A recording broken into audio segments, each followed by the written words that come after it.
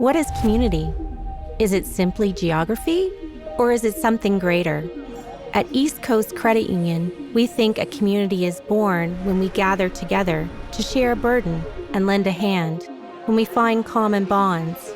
And like communities, credit unions share and grow and evolve. We have big dreams for what the members of East Coast Credit Union can accomplish together. And we believe that our members and the communities they are a part of are where we will find our greatest success. We want our roots to be strong and our canopy to be broad, to be resilient and capable of providing shelter and support to the widest range of members. It's important to us that they never feel that there's anything only a bank can do for them. If our members need help, we should be able to provide it. That's why we seek out growth and opportunity so we can be of better service to our members and communities. No matter what they achieve or where they go, we want our members to feel like we're part of their lives, because we are our members, we are our communities, and that can never be left behind.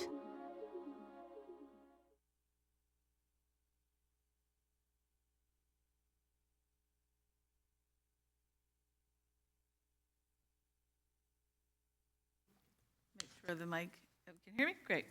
My name is Mary Oxner, and I'm the chair of East Coast Credit Union's Board of Directors, and I'd like to officially call this meeting of members to order.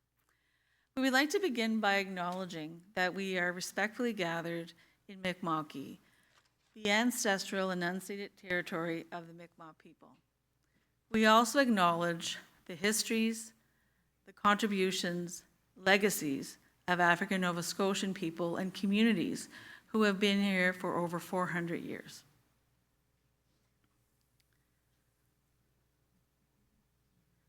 So I would like to welcome everyone to the 2025 East Coast Credit Union Annual General Meeting.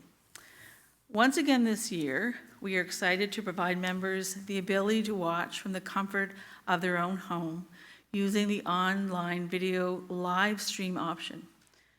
Members tuning in via live stream will also be able to ask questions or make comments by accessing the chat function in the live stream platform. And that chat function is located in the upper right-hand corner of the screen and appears as a chat bubble. Once you click the chat icon, you can choose guest at the bottom of the screen, enter your name, and click join. We will answer questions from both our members in attendance here this evening and our members online during various points in our meeting this evening.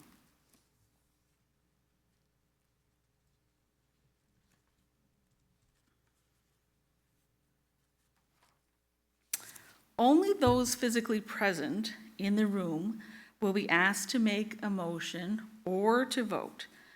Tonight's meeting will reference our annual report, the audited financial statements, which are linked to the annual report, and the minutes from last year's annual general meeting, and the special meeting which was held in November.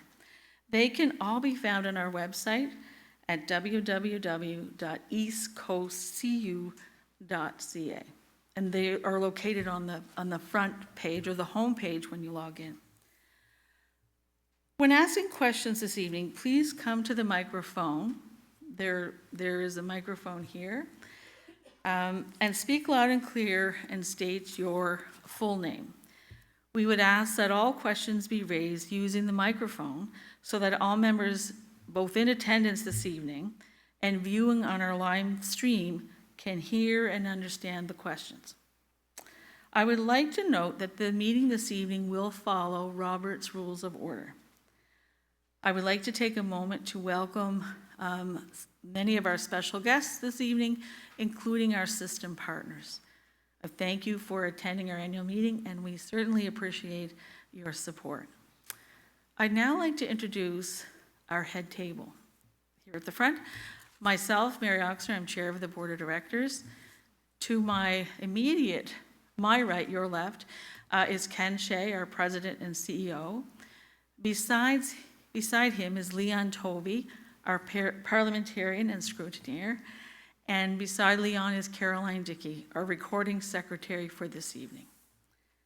I'd also like to introduce to you the rest of our board of directors, many of whom are here this evening. Melanie Sampson, who is our vice chair. I'd ask each of them to stand, if you would, please. Dan Fagier, who's the chair of the audit committee. Tyrell Giffen, who's chair of the credit committee. John Burke, chair of the governance committee.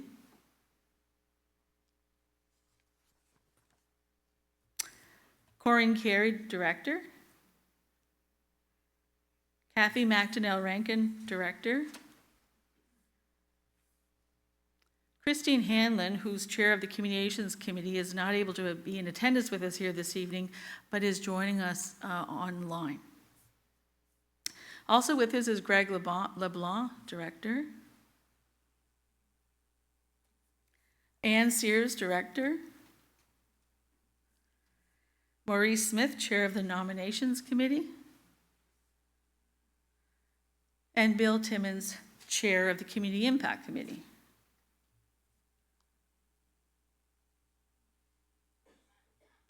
We also have Julie Marchand, who's the secretary of the board of directors.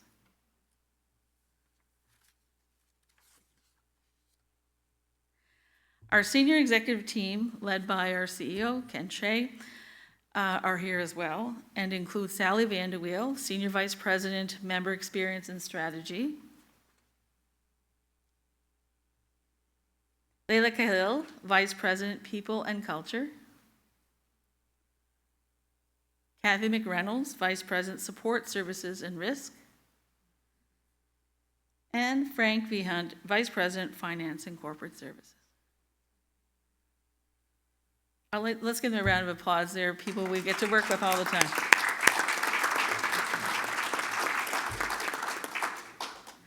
So I had the privilege of introducing you to our guest speaker for this evening. And her name is Rosemary Lonis. And from her early years, Maureen nurtured garden foods, immersing herself in the wonders of nature, finding joy, curiosity, and wisdom. And she lives just down the street, so we're really fortunate that she was able to come and speak to us this evening. Driven by her passion for the environment, inspired by the interconnectedness of our world, Rosemary dug even deeper, delving into the realms of ecological design and sustainable practices. Her dedication to creating a better future is contagious and ignites inspiration. Rosemary is one of North America's leading experts in protecting priceless coastal properties from erosion. She is the founder, president, and CEO of Helping Nature Heal, an award-winning ecological restoration company. Helping Nature Heal has been recognized globally for its design, build, and consulting work, mitigating shoreline erosion and preserving coastal ecosystems. Rosemary pioneered the shoreline erosion management system, which has helped hundreds of homeowners protect their properties from coastal erosion. Her work has been featured in dozens of media outlets across North America. She has a BA in Conservation and Environmental Studies from York Universities, with studies in architectural design and training in horticulture as therapy, ecological landscape design, shoreline erosion, and landscape management. She's also a master gardener. I would now like to welcome Rosemary to the podium to speak about her story of connecting with Rosemary. Let's welcome Rosemary to our podium. Welcome, Rosemary.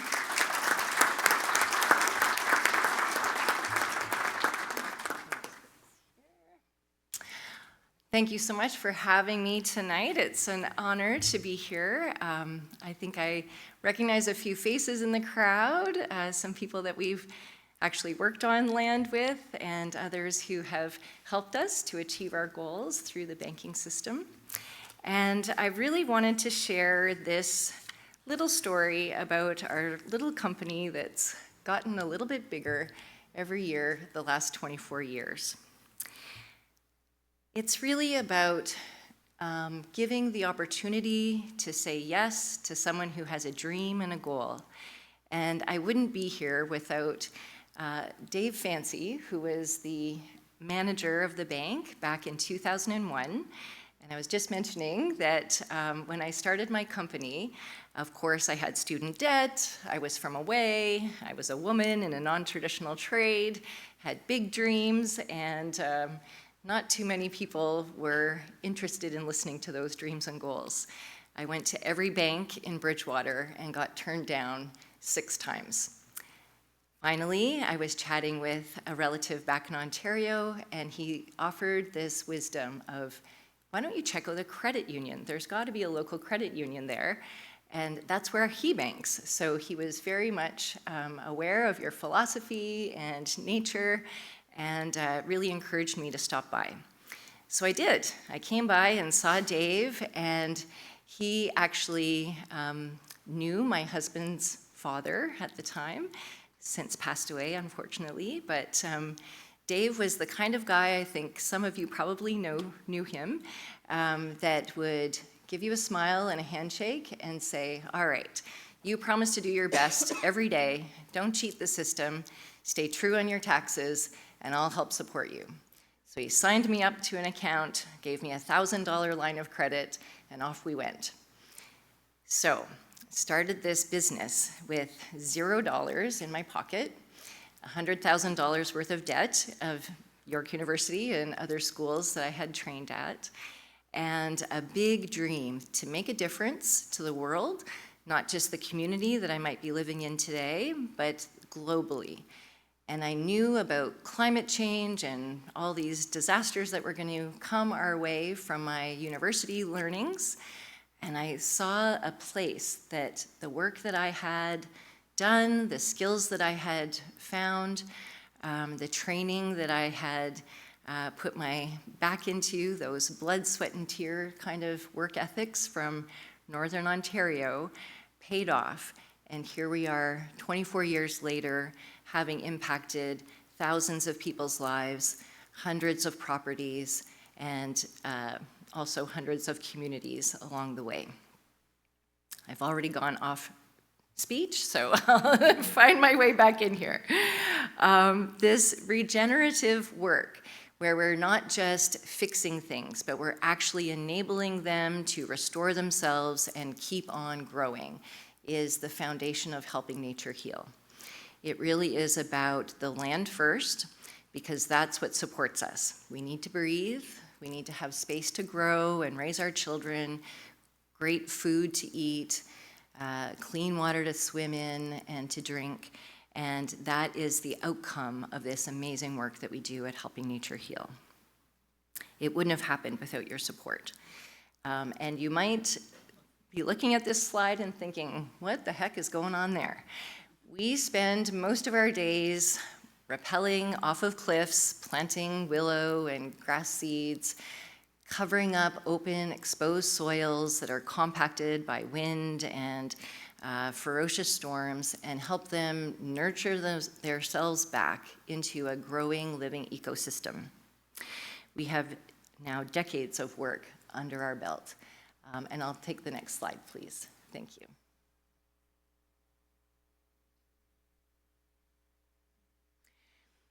Well, we started here in this little town of Bridgewater. We quickly expanded throughout the Maritimes. You can see all those little red dots on the maps. Something's missing from this map, though, is the work that we do in Quebec, especially on the Magdalen Islands, and for First Nations in the Kahnawake First Nation, just outside of Montreal. And so our reach has been vast. We've done great work with Parks Canada around the Cabot Trail, consulting about their erosion issues alongside roads and precious infrastructures. The work is backed by the science of ecological restoration and conservation. These learnings from York University back in the 90s helped us to create a platform for our work going forward, knowing the data of climate change and where we're headed on the environmental spectrum. is quite challenging for a lot of folks. Most of us live near the shore, if not on it, and we're witnessing erosion on a daily basis. And so we are one of a few companies in the Maritimes doing this type of work, and nationally, there's 5 others of us, mostly in British Columbia. We know that the Maritimes are defined by this coastline. We have approximately 13,000 kilometers of shoreline just in Nova Scotia, and these, although beautiful landscapes, are increasingly vulnerable. They're vulnerable to what might happen next. We all remember Fiona and Dorian and other storms that have come our way. There will be more, right? And without the Climate Protection Act, we hope things will change, but we're certain that without all of our pressure on our elected officials, they will not pass that act again. It will be another tragedy that we will put the cost of this tragedy, this coastal crisis, on the shoulders of our communities, on our landowners who live there. Without the province's support, there is no one coming to rescue us, so to speak. We have to step up and figure out these challenges for ourselves. The answers are there, though. The International Panel on Climate Change has many, many models, many opportunities for us to learn and to move forward, and we will succeed in slowing down some of these processes long enough for us to make new decisions and choices about where we live, where we put infrastructure, and what do we do about it after the storm. There's an urgent need for this type of work. Being only one of 5 companies in Canada whose foundation is ecological restoration isn't enough. And so there may be a time where another young Rosemarie will come along and want to start another business. And I certainly hope that you support her when she does. This is not just an environmental issue, of course, it's economic. If we start losing those precious waterfront landscapes, those million-dollar views, what will be the price of a landscape that is consistently eroding? To me, it seems it will be zero. Those million-dollar landscapes will not have the value. That will impact more than just the landowners. This will impact mortgage rates, it'll impact real estate, insurance, all of the connected contractors and faculties who assist in building these homes and taking care of these lands. Everyone is going to be drastically impacted if we don't step up some of our services. We want to think about those million-dollar properties that are sold on the ocean front and how much taxes they pay. That filters back into our municipal funding. If our municipalities don't have the kind of money that they need to support our schools and daycare programs and roads and garbage pickup and et cetera, then we're really going to be in trouble. So how is our community going to withstand all of these pressures? Okay, I'll hit the next slide, please. Back in 2001, no one really knew too much about climate change. When I talked about organics and environmental awareness, a lot of the people were dumbfounded. They didn't really know what all that meant, what was going to be the impact in the future, and why do we care anyway?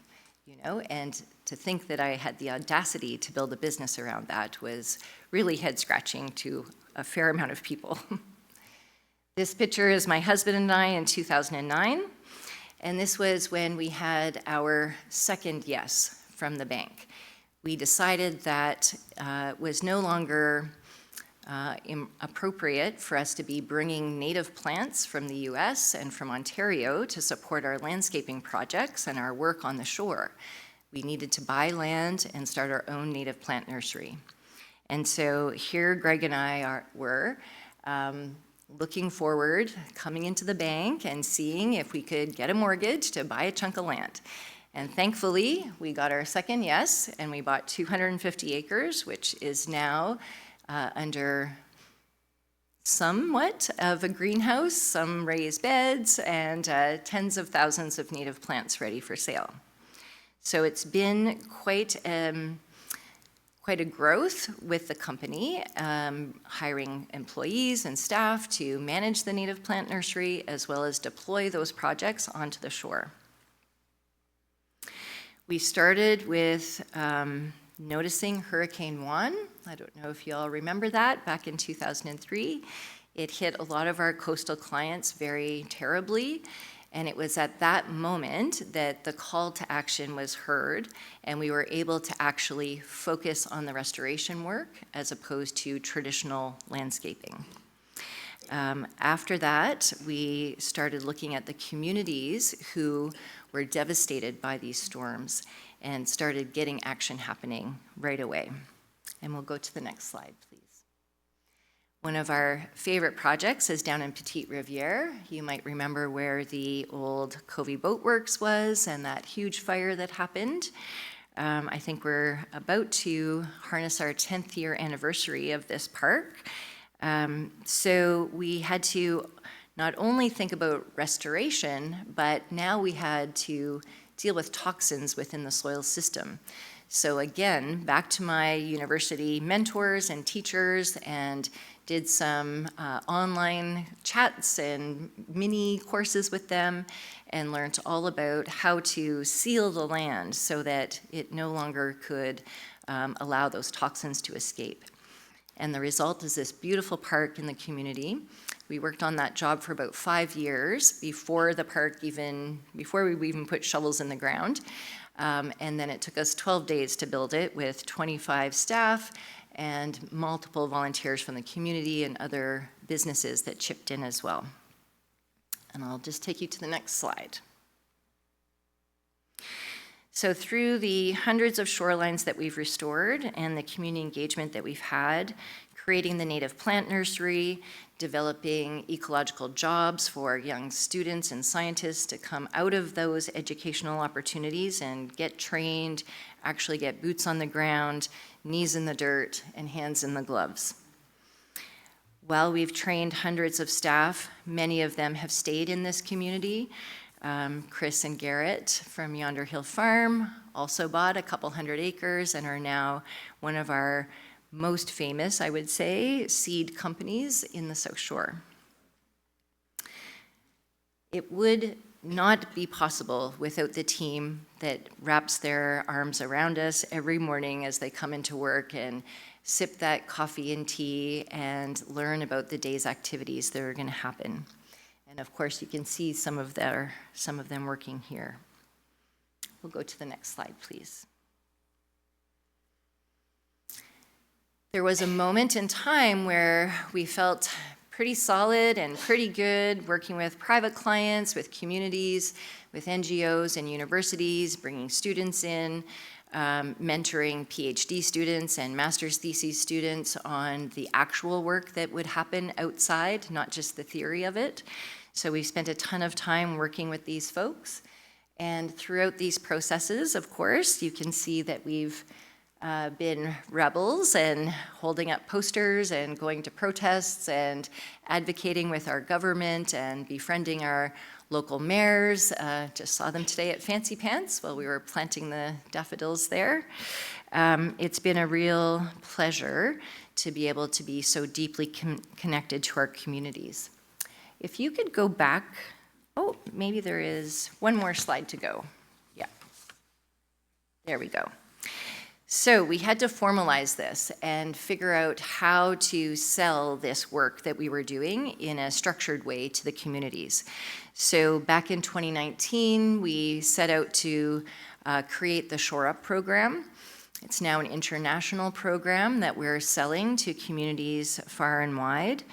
It's our signature shoreline resiliency program where we teach hands-on skills, knowledge, and techniques to communities and NGOs. Municipal members often come, volunteers, and other folks from the community area to really learn about the science, learn about climate change in a really detailed fashion.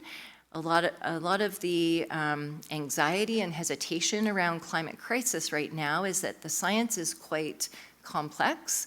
And when you hear scientists talk about it, you get all knotted up in the jargon and it gets really messy in your head. And so one of the wonderful things that we've been able to do is participate in the science through the IPCC, through DAL and SMU and all the various universities in the Maritimes, distill that information to the layman's language, and then create a program where we can actually teach what it's about and then get people outside doing some activities. And this is a really wonderful way for people to learn, is to hear it, to see it, and then to go out and actually do it. And so we're building this resiliency with our communities across the Maritimes, Quebec and Ontario, with the partnerships and the community members, Rotary clubs, Lions, the Ecology Action Centre, Nova Scotia Nature Trust, the Canadian Conservancy, on and on go the affiliates that we've had over the years. And they keep coming back and buying this program from us and deporting it. Now we're headed to the States and over to Europe as well with this program. It's because of these deep partnerships with organizations like Birds Canada and those that I've already mentioned that we can move forward with these programs. And so there was another yes that occurred, right? The municipalities, the province, these NGOs said, yes, we will partner with you. This is an amazing program. Let's go. Let's get out into the world and teach people. All right, my next slide, please, is the next yes.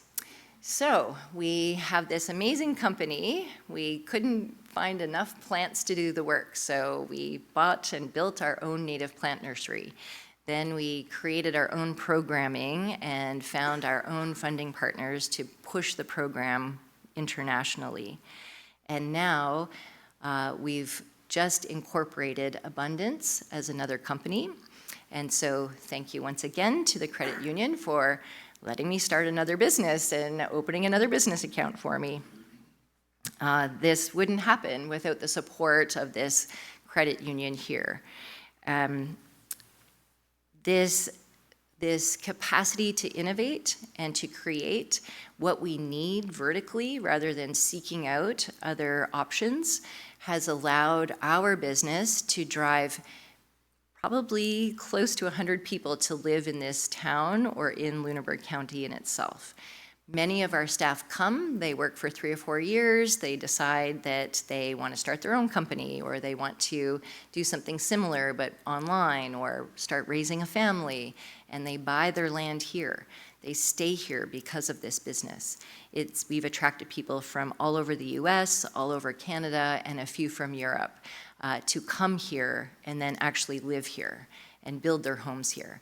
So it's really helpful that we have businesses like the credit union that will support these newcomers as well. Abundance is local seaweed and mycelium. It's the thing that connects the root systems to the ground. Without it, our shoreline landscapes would falter. They wouldn't be strong enough to withstand the pressures of climate change, and we wouldn't have a successful business.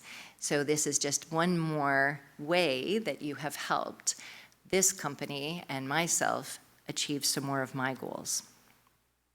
Our next step with Abundance is that we've collaborated with the Ecology Action Centre to create a collective of seaweed farmers here on the South Shore especially, but also in the greater context of Nova Scotia. What we found when we started buying seaweed is that a lot of our fishers are aging out. And, they're 65, 70, approaching 80. The traps are too heavy. The work is too arduous. There aren't young people that want to work alongside them. So EAC and ourselves, under the Kelp Curious banner at the Ecology Action Centre, had a think tank, and we decided, well, what could we do to help these fishermen? If they're fishing kelp, it's lightweight, it's a shorter season, it's bigger dollars, believe it or not. It's quite a commodity. And we can engage with them so that they also can extend their working life by 10 or 15 years. because they only need to work for about 4 months a year in order to reap the rewards of a full cycle of fishing in their old days. This idea of helping people at the core of what they need to survive is really another fundamental component of helping nature heal. All right, next one. My final slide. So many thanks, so much gratitude, and so much appreciation for the growth that you've enabled me to have, and all of the previous employees and staff that we've had over the years who are now living in our communities. We wouldn't have done it without you. And growth like this doesn't happen without people saying yes, taking a chance, believing about you, believing in your dreams and goals, and when times are tough, standing by you as well and saying, that's okay, we'll figure it out. Let's sort it out, right? Let's help you make budgets. Let's help you figure out cash flow. Let's help you do these things. Services that I didn't have at the beginning when you first started this company. So very happy to know that now I can sit down with Caitlin and work out a budget, or I can call Jared and say, hey, I just got a grant, but they're not gonna give me the money until I buy all the stuff, right? And I've got $60,000 worth of gear to buy, and they'll reimburse me, but not yet, and I need to buy it so I can make the money. So these kinds of opportunities, you can't just walk into the RBC or the normal type banks and ask them for that. Certainly not within a week's notice of needing the money, that's for sure. Helping Nature Heal is ready to move on to this next stage, this idea of cooperative collective at the Seaweed Farm in Mahone Bay. Our land is ready, the nursery is ready. We've got over 10,000 plants right now waiting for sale. We have over 2,000 projects on the docket for this year. How in heck are we going to do 2,000 projects? We need to hire more staff. We need more capacity. We need housing. We need, greater things in this community than what the credit union is responsible for. But you do have a part to play, and all of us do, right? So if we can be bold together and keep this legacy growing, the legacy that you have here in this town, in this beautiful little town of Bridgewater, we can heal our land, heal our spaces, and keep our people happy and healthy and stay here on the South Shore where we need them the most.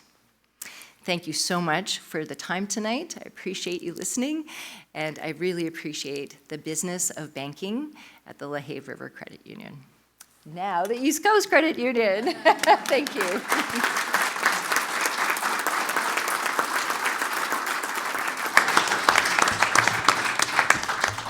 Thanks so much.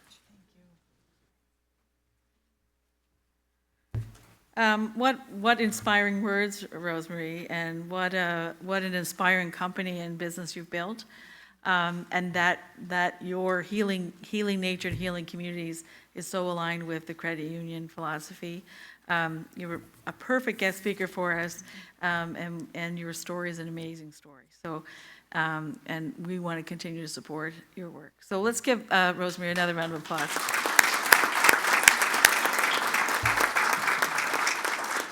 Thank you. Also in supporting our communities, we support our communities by supporting our youth.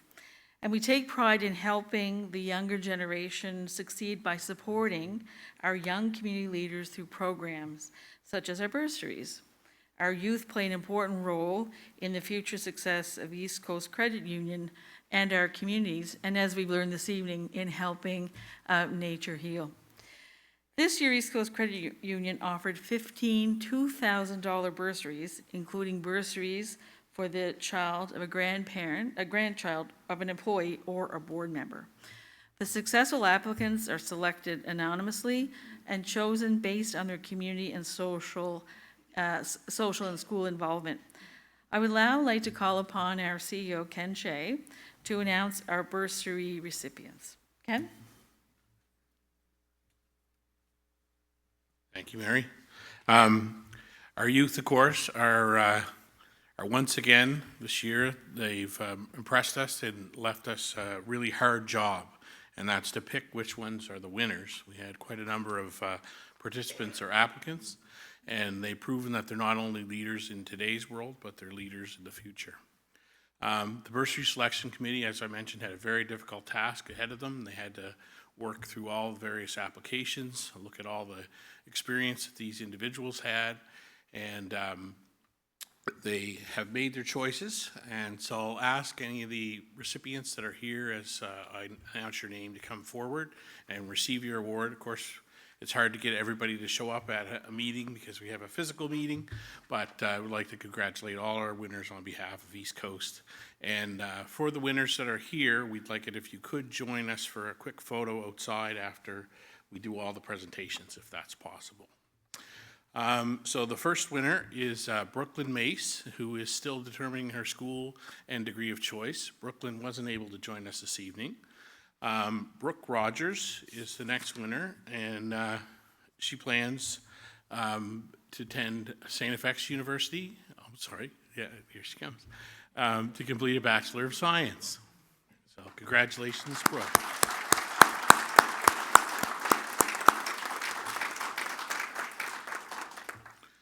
Maura McCumber, I'm sorry, who plans to attend St. FX University and is completing a Bachelor of Science in Nursing.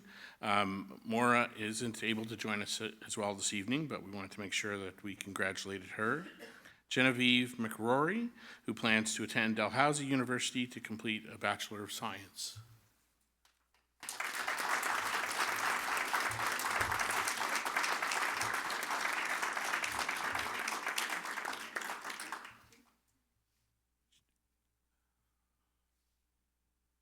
James Bryan, who plans to attend Nova Scotia Community College to complete a degree in radio and television journalism. Jenna Beaton, who plans to attend Carleton University to complete a degree in health sciences, and Jenna is not able to join us this evening. Ava Bryson, who plans to attend St. FX University to complete her Bachelor of Arts, and I think she is here. Yep.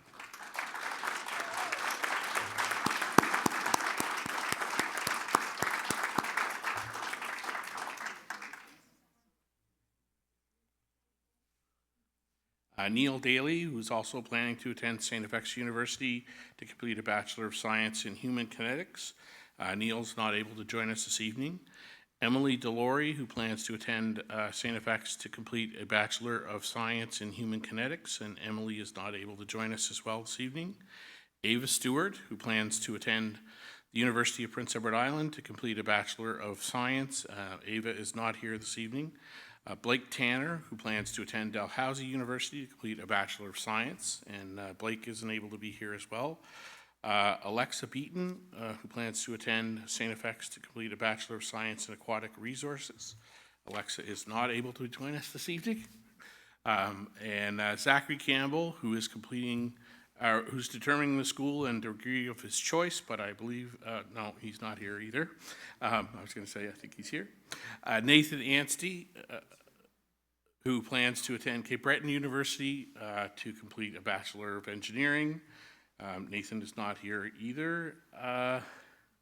Naomi Ryan, who plans to attend the University of King's College to complete a Bachelor of Journalism, and she's not here either. So I think that covers all of them, Mary.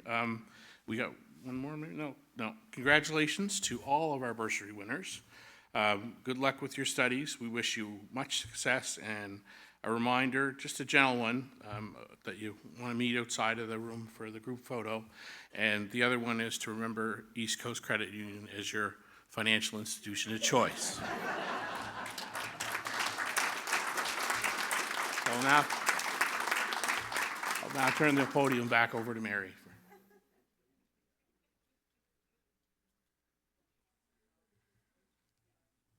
Great, thank you, Ken, and congratulations to all the bursary recipients, and good luck on your next part of your journey. Our bylaws require 18 members in attendance to constitute a quorum for tonight's meeting. We have confirmed that we have 53 members attending the annual general meeting in person this evening. Therefore, I declare that we do have a quorum. We'd like to take a moment to honor members who have passed away and others in our communities who have faced challenges and adversity. And I ask you to please join me in a moment of silence, of silent reflection.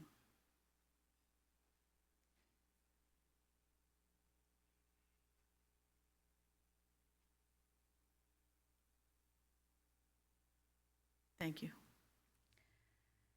At this time, I would like to call for an approval of tonight's agenda. A copy of the agenda was included in your meeting package, and I remind you that the meeting package is available online, and also if you're in person, in the lovely bags you were given this evening. I'll ask to get for a motion from the floor for approval of the April 16th, 2025 East Coast Credit Union Annual General Meeting. We have a mover. I'd ask you to state your name. My name is Ann Sears, and I so move. And a seconder? Please state your name. Kathy McDonnell Rankin, second. So we have a mover and a seconder to approve the annual general meeting agenda. All those in favor signify by saying aye. Aye. Contra mine, nay. Motion carried. The agenda for tonight's meeting has been approved. I would now like to introduce you to Leon Tovey. So Leon, as you know from our initial introduction, is sitting at the head table. But Leon serves as a senior legal consultant for the Credit Union Association of Canada, and he will act as parliamentarian and scrutineer for our meeting this evening. I'd like to welcome Leon and thank him for agreeing to perform these duties for us this evening. So thank you, Leon. I would like to note that there were no director elections held this year, as the 4 incumbents were elected via acclamation. Each year, the board appoints a nominations committee, which makes its best efforts to identify and encourage nominations from eligible members. Those members would be representative of the diversity of the credit union and possess the skills, knowledge, and expertise required to serve on the board of directors. The committee reviews the nominations to ensure the nominees are eligible candidates for the board of directors. Eligibility requires nominees to be members of East Coast Credit Union in good standing and over 18 years of age. Nominees are nominated by a minimum of 2 members and are required to submit an overview of their interests and related experience and skills. This year, there were 4 3-year term positions and 1 2-year term position up for election. The call for nominations was made on January 31st and concluded on February 28th, resulting in a complement slate of 4 candidates. The candidates were approved by the nominations committee on March the 7th. With there being fewer nominations than the number of vacancies available, the nominees were declared elected by acclamation, and no board of director election was required this year.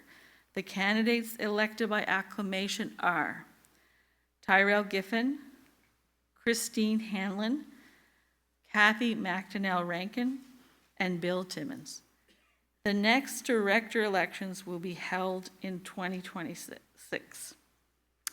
I will speak to a recommendation from the board to the membership regarding board size later in the meeting. For the process of approving the East Coast Credit Union April 16th, 2024 AGM minutes and the November 4th, 2024 special membership meeting minutes, a copy of these minutes were made available to members on our website. I ask you, regarding both sets of minutes, if there are any amendments to these minutes.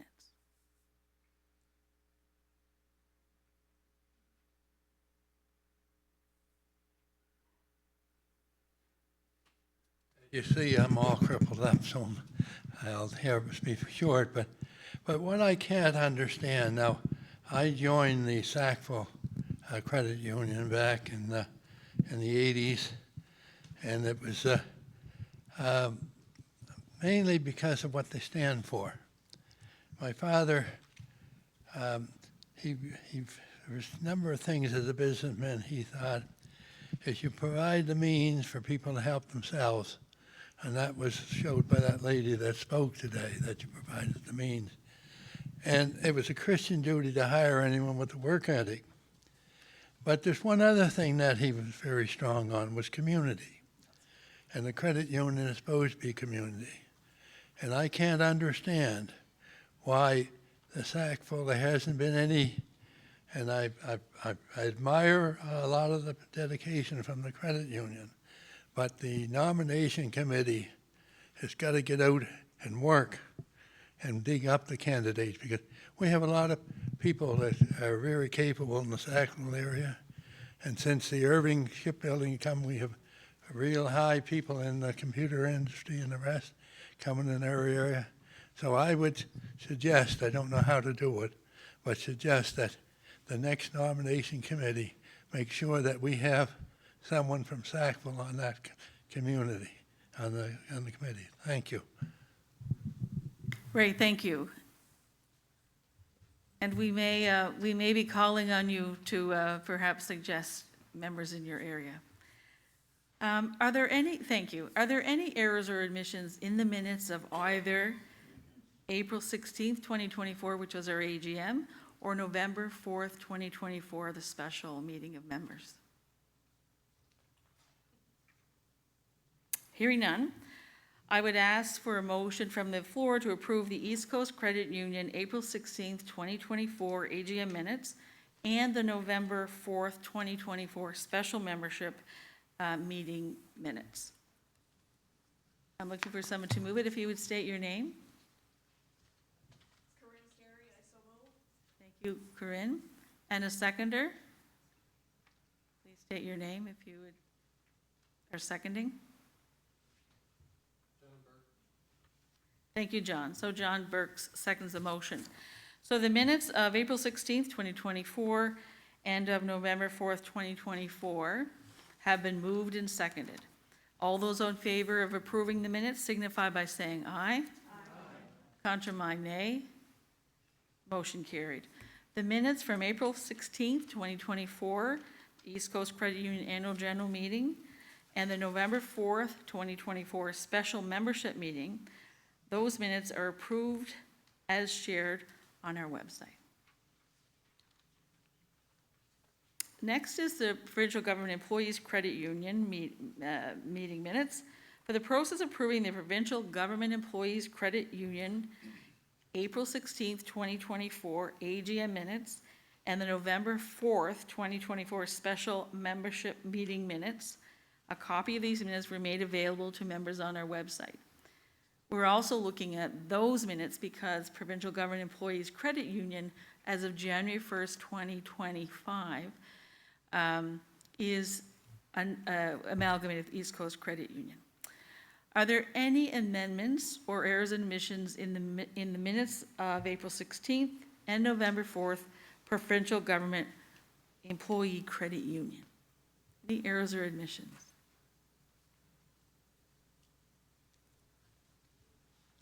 Hearing none, I would ask that someone move to approve the Provincial Government Employees Credit Union April 16th AGM minutes and November 4th Special Membership Meeting minutes. Julie Marchand moves the minutes, the set of 2 minutes. Do we have a seconder? Please state your name. Bill Timmons. So Bill Timmons second the motion. All those in favor signify by saying aye. Aye. Contra mine, nay. Motion carried. Thank you, everyone. Next is the chair's report. So last year, East Coast Credit Union celebrated a significant milestone, its 90th anniversary. In last year's reports, the chair's reports, the CEO and other reports, we reflected on the legacy of the last 90 years, and we collectively commented that our focus would be on the first of the next 90 years. We anticipated at that time the rate of change in the financial services marketplace would change at a pace more rapid than ever before, and this prediction has been met. In 2024, interest rates were reduced by the Bank of Canada. Inflation began to subside, but costs remained excessive for many. The election in the United States changed the focus of federal policy development, especially as it affects the Canadian economy. Artificial intelligence offered both exciting possibilities and overarching concerns for many aspects of our financial, personal, and our work lives. East Coast Credit Union continued to successfully navigate that context, offering new and improved services to members, including digital options for banking services, growing our asset base and branch structure, and generating a healthy surplus for investing in both technology, members, employees, and our communities. We continue to celebrate milestones for East Coast Credit Union, including welcoming new members and new branch locations from the legacy Lehigh River Credit Union, which was amalgamated as of January 1st, 2024, and Provincial Government Employees Credit Union, which amalgamated as of January 1st, 2025. It involved preparing systems, people, and members for the seamless conversion to a new and needed core banking system. It involved investing in process modernization and digital applications to provide more efficient, convenient, and competitive service options for members. Other milestones included expanding DEI and community impact frameworks, and initiatives which were recognized through numerous provincial and national awards. Continuing to make significant investments in our communities to better support the capacity of those communities, including food security, financial literacy, cultural experiences, athletics programs for youth, and others. And making a significant 5-year commitment in the Halifax Regional Municipality to support the preparation and delivery of thousands of meals to vulnerable populations through a partnership with the Better Life Foundation. East Coast Credit Union's Board of Directors continue to embrace the future and the possibilities it brings for our members, our people, and our communities. Through strategic initiatives and partnerships, we are well positioned as a credit union for the future. I would now like to share with you a video highlighting our 2024 Community Compass Grant winners.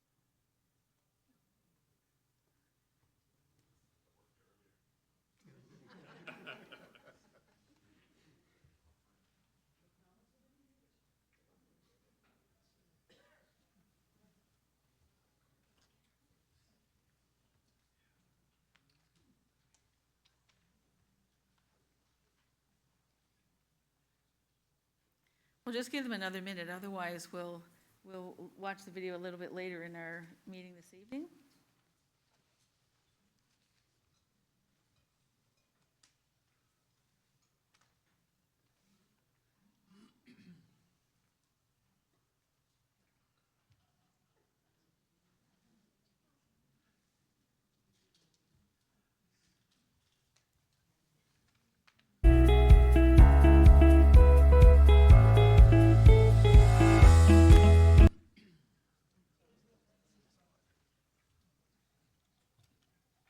All right, good decision. I'll turn over the mic to our President and CEO, Ken Shea. Ken?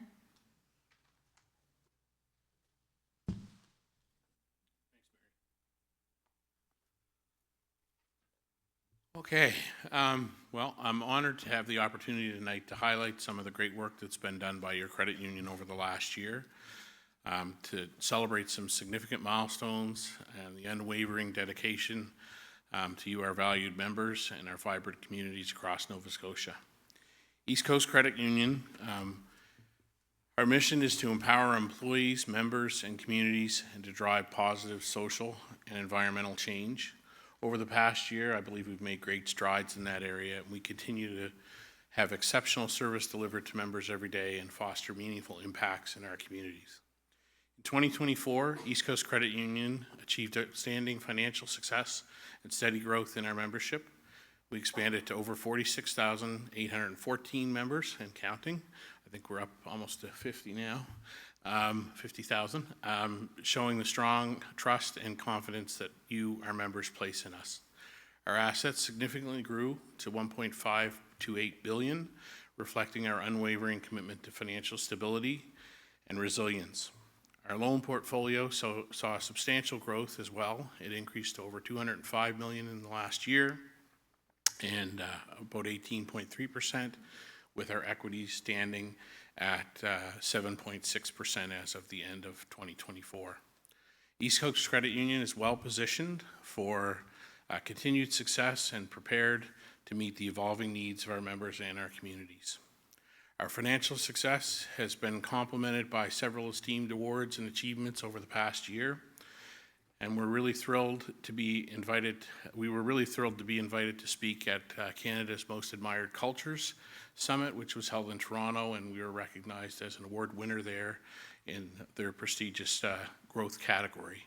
Additionally, we received the inaugural Nova Scotia Works Employer Inclusion Award, recognizing our meaningful impacts in diversity, equity, and inclusion within our province. And for the 20th consecutive year, credit unions were recognized by the Ipsos Financial Services Excellence Awards for outstanding customer service excellence. I believe this is a testament to the unwavering commitment to being a member-focused organization and focused on our community. Standing strong as a B Corp certified corporation or organization, our continued sustainability efforts have earned us an invitation to speak at the United Nations Federal Credit Unions United in Sustainability Summit, which was held in New York City this summer. When was it? March? No. October. I think it was the fall. Yeah. Okay. And it was. We had several of our representatives were there, and they did a great job representing the credit union. Furthermore, we were honored with the Jack Hartley Lifetime Achievement Award from the Strait Area Chamber of Commerce for our exceptional service and commitment to the community locally. We're very proud of those accomplishments as they demonstrate our steadfast commitment to the community and building stronger communities. Our dedication to community impact remains at the heart of everything we do and at the heart of our mission. This year, we proudly launched our updated environmental, social, and governance frameworks aimed at enhancing or further enhancing our impact standards and aligning with our B Corp mission. As always, we are dedicated to the well-being of members and communities. We understand that prosperity goes beyond financial stability. It encompasses physical, mental, and emotional health. Through various initiatives, including financial literacy programs, access to health care, and affordable housing investments, we strive to enhance the overall quality and life for our members. A critical focus this year was the launch of the Upward Kitchen and Cafe in partnership with the Better Life Foundation. Focusing on food security and waste reduction in our community, our commitment to affordable housing is also a testament to our core values, and we understand that a safe and stable home is the foundation of a thriving community. Through accessible mortgage options, support services, and partnerships, we are making homeownership a reality for many individuals and families across our communities. Our efforts not only provide shelter, but also contribute to the revitalization of communities and neighborhoods and the creation of vibrant and inclusive areas. I'd now like to share a short video on the partnership we have with the Better Life Foundation. Hopefully this one will work, I don't know. Technology's great when it works. I'm Mark Brand, and I'm a social impact entrepreneur, chef, and community builder. The partnership with East Coast Credit Union eventuated because they saw me do this keynote. They worked earlier, honest. Yeah.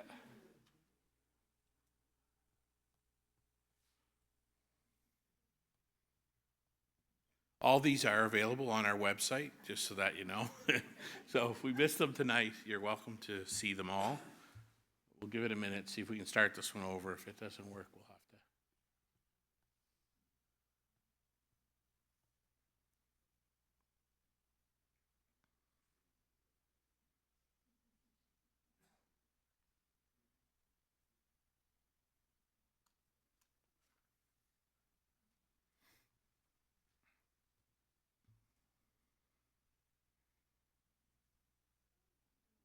Oh, look, there we are. And I'm a social impact entrepreneur, chef, and community builder. The partnership with East Coast Credit Union eventuated because they saw me do this keynote.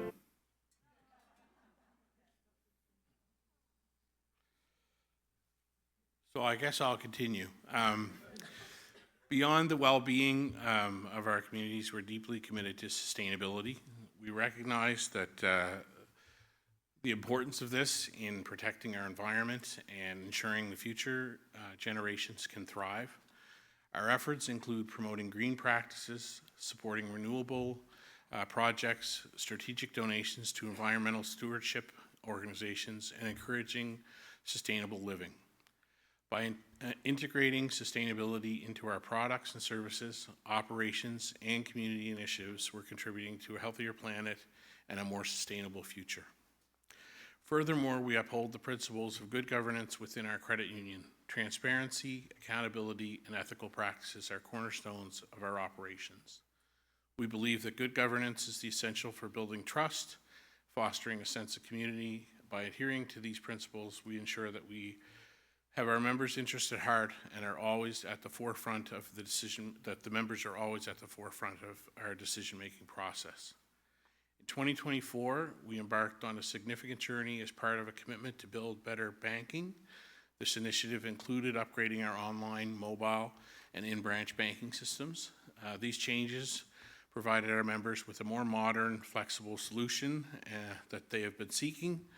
We appreciate all of our members' support as we've managed to navigate through these changing times throughout 2025, and we can assure you that the team is dedicated to providing their expertise and assisting you as you make your way through these important changes. 2024 saw a number of other exciting developments, including more development of our virtual branch, a reliable, convenient, and safe digital extension to our physical branch network, the introduction of Code E, aptly named for, that famous guy, Moses, I think, that was part of the credit union system. Our new online virtual assistant is available online anytime, 24/7.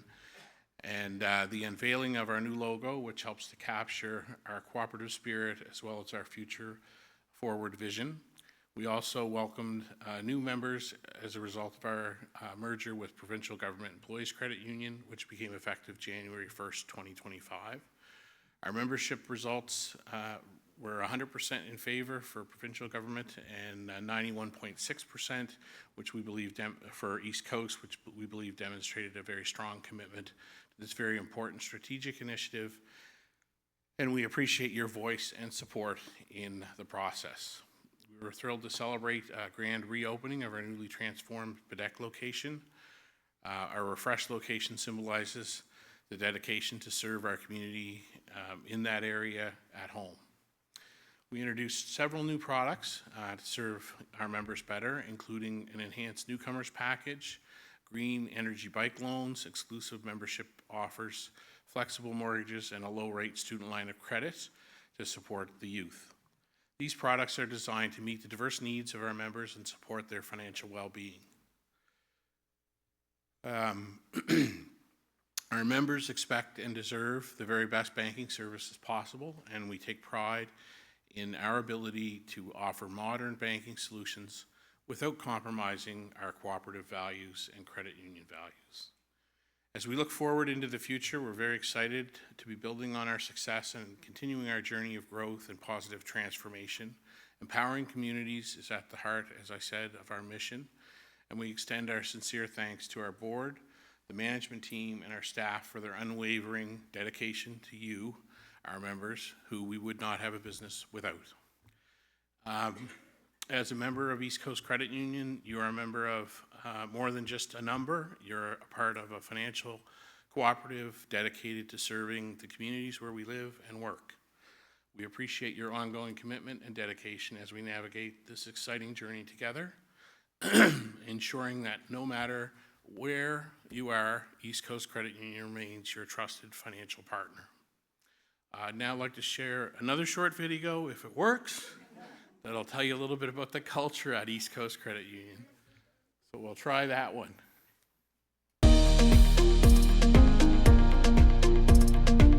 At East Coast Credit Union, we focus on collaboration and teamwork. There's a strong sense of work family that creates a supportive and inspiring work environment. Our teams are always willing to help one another, as well as go the extra mile for our members. Our culture emphasizes creativity, innovation, and continuous learning. I think that empowers staff to express their own ideas and feel confident and comfortable doing so. This has been essential to our continuous growth and evolution.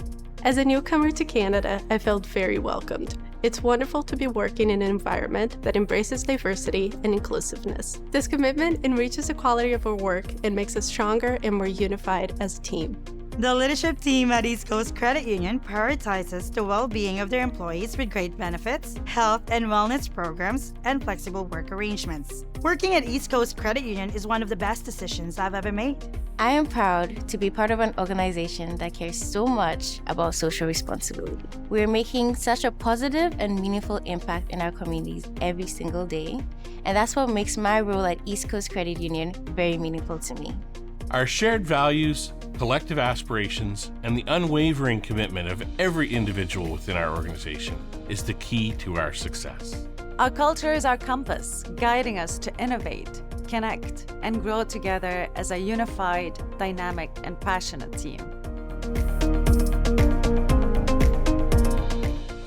I think I figured it out. The staff didn't want us to see the other ones. They only wanted to see the one that highlighted them.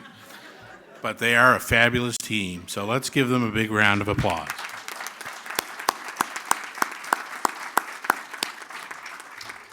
And now I'll turn the podium back over to Mary for a presentation of the financial statement, or finish this part, and then we'll go to the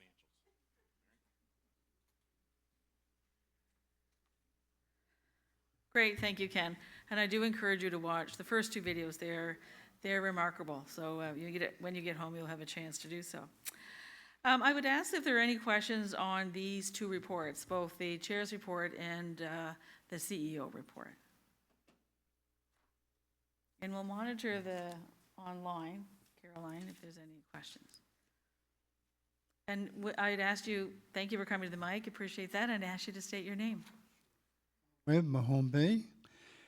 So I have two things that I want to raise, and they don't necessarily, they partly relate to the reports. But the first is, we used to have a program here that offered loan support to women who are in abusive situations. And it was set up to be a high-risk loan thing. I've been trying to find out what happened to it. I've had a conversation with Don Smith today, and that was a good start. But I would really like to talk to the person somewhere in the East Coast who is looking after the program that is presumably replacing that. The second thing I want to raise is a more general thing. We were always disappointed at LaHave River Community Credit Union that we had 2,500 members, and at an annual meeting, we would have about 75 to 100 turnout, which is, if you think about it, hardly speaks well to the idea of democracy. That's one of the cooperative values. Tonight, we have 53 representing 46,000. Something is, we're losing something, and we're losing something that's a vital co-op principle. And I would ask the board over the next year and to focus on how do we get back to member engagement. It is not easy to be a member here and to communicate with the credit union. It's very difficult. And just as a symbol, I would, when I've called the virtual line, I get a recording that is almost always the same. We are experiencing a very high number of calls. It's the same recording I would get from the Royal Bank or the TD Bank. Why are we doing this? We can do better than this. And it's not good for member engagement. So I think there are ways. I've visited credit unions all over the world. And I've visited consumer co-ops. Consumer co-ops have a problem in member engagement. There's no question about that. But it's not a problem that we can afford to do nothing about. And so I would really like to see the board spend some time on how is it that we can restructure our governance to make it more member responsive. Thank you. Thank you for the questions, Tom. I'll deal with the second one first, and then I'll ask Ken Shea in terms of operational questions. And yes, the turnout at the annual general meeting, given on a percentage basis, is lower. It's something that we talk a lot about at the board level and at the board table in terms of engagement. We developed a communications committee whose primary purpose is to look at not just engagement with members, but engagement with board and the governance structure. So that is something I take your point well, it's something we continue to think about and certainly discuss on an ongoing basis. So thank you for that question. And we will continue to work on that governance. The other question, which deals with a specific type of loan from the Legacy Lehigh River branch, and also I'll direct to Ken Shea, our CEO, in terms of that as an operational question. Ken? Can we turn the mic on here?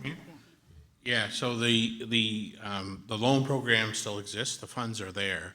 We have an actual humanitarian loan program, which is very similar, that was set up quite a number of years ago with the East Coast, and it's been around for a long time, and any lender can actually take advantage of that in any location. So it's not specifically targeted, but we can certainly make sure that people are aware that that program does exist for all purposes, including those that you've identified. I know there was a special program that was set up. I don't believe there was very many loans that were given under that program, but there was a reserve set up, Tom, for that. And so we can certainly take another look at it again and make sure that it's being properly promoted within the community. So it is something that we are committed to as trying to make sure that we do provide those kinds of supports to community members. And we have a humanitarian loan program for all members, which is for emergency purposes, regardless of what the reason is. We've used it for furnaces, glasses, all kinds of things, including other things like relocation of individuals. So we've used it for those kind of purposes, but certainly reinvigorating it is worthwhile. As to the call center, I do believe that it's very well monitored, and we usually don't have, quite frankly, very long waiting times. Now, I will say that the last couple of weeks might have been different, but I think if you were calling 2 months ago, you weren't waiting very long to get an answer. We pride ourselves on answering the phone as fast as we can. The last few weeks have been a little bit different because of the banking conversion and just the sheer volume of members that have needed help, and we're trying to do as much of that as we can within the branches, as well as on the phone, online. And so we have probably had a slightly higher call volume. So I'm not sure when it was that you were trying to reach the branch and using the 1-800 number. But I can say that it is monitored very closely, and during the regular banking hours, it's answered very, very quickly. Normally, it's usually much faster than the standards of other organizations. So I would be surprised if you're waiting a number of minutes to get into somebody, because it wouldn't have been our experience from monitoring the calls. But we'll continue to focus on that going forward, of course. Great, thank you, Ken. And Tom, thank you for the question. Any other questions? Yes, this is more to back up the gentleman before me, because attendance.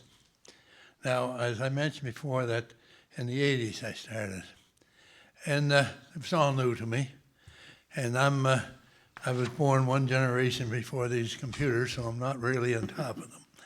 But anyway, the Mr. Cross, who was the manager before, he used to, and I couldn't quite understand it, he would invite us all out for dinner. We paid for it ourselves, which is right. But the thing about it that I liked the most was that you sat around a table and you got to know the different people and that. And then afterwards you had the general meeting. And one thing Mr. Cross did is that I know the board has to make the final decision, but he usually had there's always something on the table that has the decisions have to be made. And he would basically get us all, I don't know, we'd have 100, 150 people usually, and we'd do it. But the thing to me, it made me feel part of the credit union. Ever since we haven't had that, and just a notice in the paper saying the annual meeting, I don't have the same feeling that I had back in the 80s. And so the credit union has a lot going for it. I think you can get a lot more.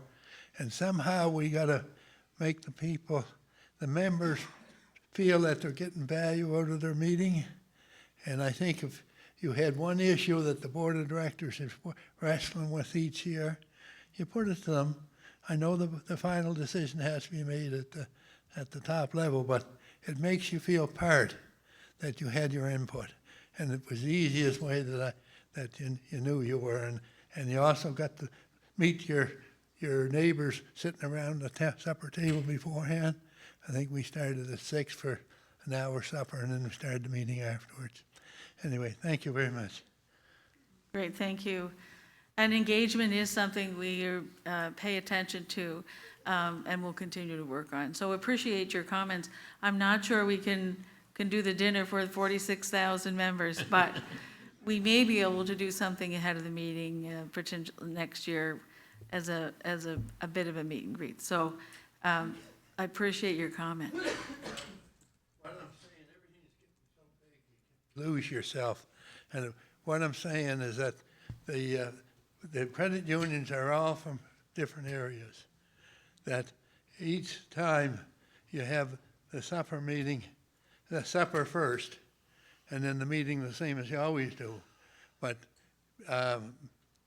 get it so that the people feel a part in that. And it's something in this day and age where things are getting so big, you're losing it, and we're all losing it. And I think Nova Scotia got something special in the fact that we're still respect our neighbors, and we want them to do well. And this is another credit union has the potential to help bring all these communities together. Thank you. Thank you. And like you, we feel engagement is important, and finding ways to engage, both whether it's through people putting the name forward for the board of directors or attending meetings or attending other events. It's something on our radar, and we'll put it higher priority on our radar. So I appreciate your comments and the questions. Thank you. Thank you for raising them.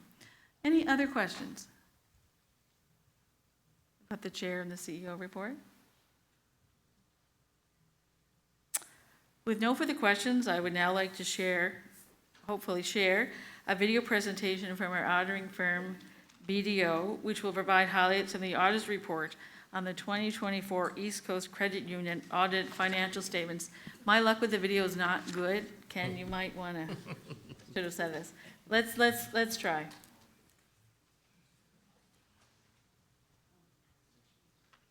Good evening. I am Kelsey Montgomery, an audit partner with the Atlantic Canada office of BDO Canada, and the engagement partner who led the audit of the consolidated financial statements of East Coast Credit Union for the year ended December 31st, 2024. BDO Canada issued an independent auditor's opinion on the financial statements of East Coast Credit Union on March 27th. BDO Canada also issued an opinion on the consolidated financial statements of Yes Capital Inc. Yes Capital is controlled by the credit union. Accordingly, the results have been fully consolidated into the financial statements of East Coast Credit Union with all intercompany transactions eliminated. Our audit opinion was unqualified, meaning that the conclusion was the financial statements presented fairly, in all material respects, the financial position of East Coast Credit Union as at December 31st, 2024, and its financial performance and cash flows for the year then ended, in accordance with international financial reporting standards. Our audit report outlines the responsibilities of the auditors and management for ensuring the financial statements present fairly the financial position of the credit union. Management is responsible for the preparation and presentation of the financial statements. You'll be hearing from management this evening the results of the credit union for the year ended December 31st, 2024. Management is also responsible for the design and implementation of an internal control environment that appropriately captures the financial information and adequately safeguards the assets of the credit union. Our responsibility as independent auditors is to provide an opinion on the financial statements. This includes ensuring the accuracy and completeness of the disclosures made in the notes to the financial statements. We conducted our audit in accordance with Canadian generally accepted auditing standards. Our audit approach is risk-based, meaning it's targeted to the areas where error or fraud are more likely to occur. Our approach also includes a combination of both substantive and internal control testing, and we reported our findings to the Audit Committee of the Credit Union on March 20th.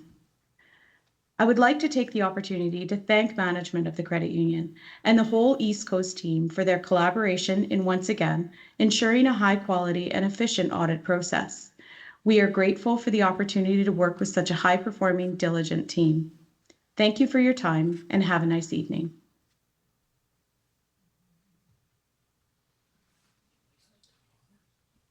Great. I would thank Kelsey if she was here. Further carrying on, I would like to welcome Frank Behand, who you were introduced to a little bit earlier. He's a Vice President of Finance and Corporate Services. I'd like him to speak to East Coast Credit Union financial statements to the year ended December 31st, 2024. Frank?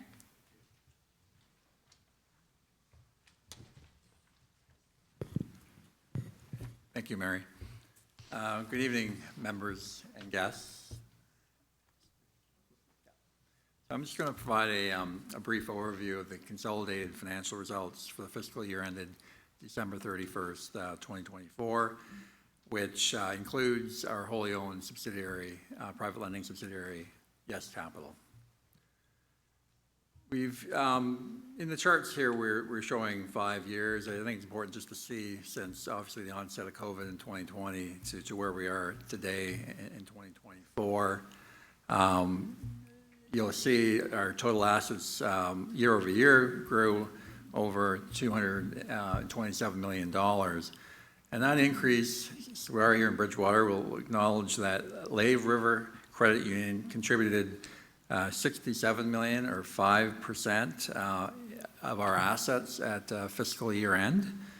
And the additional growth that we've experienced in our, excluding Lave's contribution on the lending side, which was $38 million, was an increase of $163 million in loans during the year. And that includes Yes Capital's contribution to that of about $56 million. So strong organic growth and also growth through our subsidiary company, along with the amalgamation with Lave.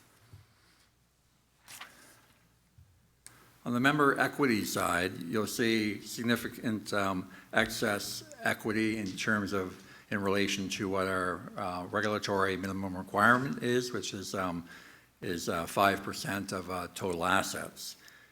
And largely that, in 2022, we did a Class A preferred share issue, which some of you may be, shareholders of, as well as the addition of LaHave contributed to our equity position as well. So these two, events certainly have created some excess equity, which, provides us some protection, in an economic downturn or some other financial contagion in the future. And just a little bit more on the growth of the loan portfolio. You can see it's been a fairly strong growth throughout the 5-year period, and it continued in 2024. We mentioned LaHave's contribution of $38 million in loans. We also had, strong growth in both residential mortgages and commercial lending, and the increase has on the commercial lending side was roughly about $141 million, which included LaHave's contribution of roughly $16 million, and also Yes Capital's contribution of about $47 million in incremental year-over-year growth. So now the commercial loans as a percentage of our total loan portfolio has increased year-over-year from 35% in 2023 to 40% in 2024.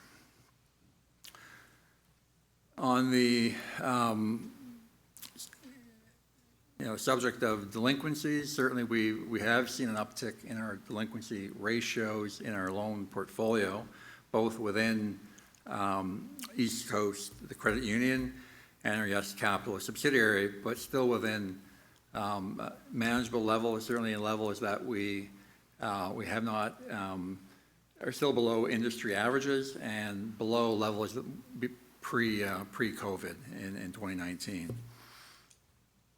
So we have increased our allowance for loan losses to account for that increase in delinquency, and we continue to monitor our loan portfolio closely and work with our credit solutions team, working with our members to support them and work out ways that we can help them alleviate any financial stress.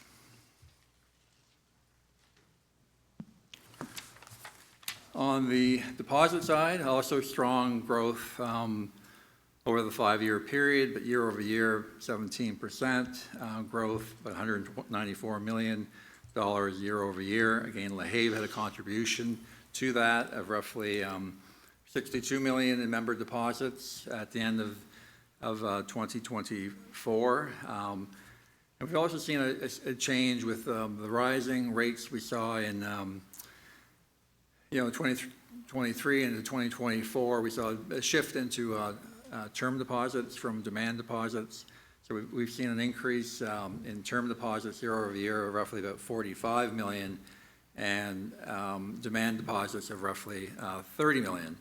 And that's created that shift in the mix, by the 4% shift in the mix, where now we have our term deposits represent 40% of our deposit book, relative to 36% the year before.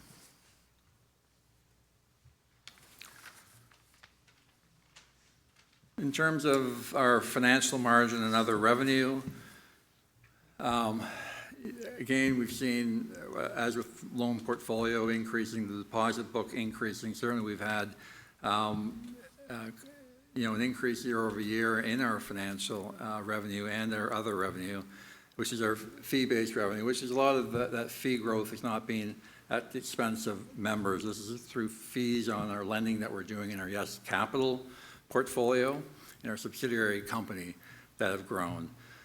And certainly as the loan book grows, certainly the fees associated with commercial lending have grown along with that. The percentage of our total revenue that's derived from fee and other revenue has declined slightly year over year, largely due to some a reduction or elimination of some dividends and rebates from some of our system partners.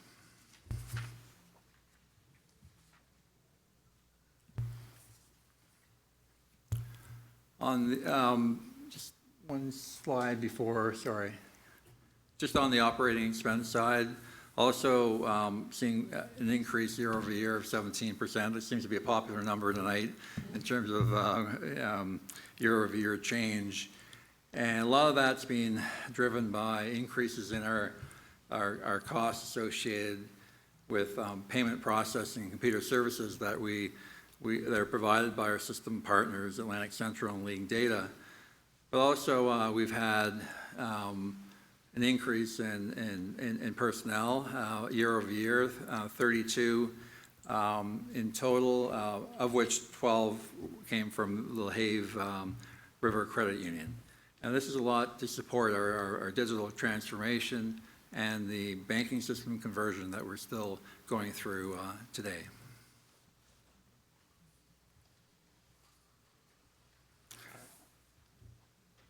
So income before taxes, again, a year over year increase of about 2.2 million or 20%, and which, you know, it was a challenging environment, certainly, but I think, you know, in terms of our performance relative to our industry peers has been, you know, has been quite an outlier in certain respects. So we are looking at, you know, in the years ahead, with the banking system conversion, we have spent roughly 6.3 million to date within East Coast Credit Union, LaHave, and Provincial Government Employees Credit Union through our system partner League Data for the banking system conversion, and those costs will be amortized to income over the next 10 years. There'll be a non-cash expense, but that will be an impact on our future forward-looking results. And finally, in terms of liquidity, which is near and dear to my heart, and certainly one that I'm focused on a daily basis, we're required by the Credit Union Act of Nova Scotia to maintain a minimum segregated liquidity of 9% of deposits and borrowings, 90% of which must be held at Atlantic Central.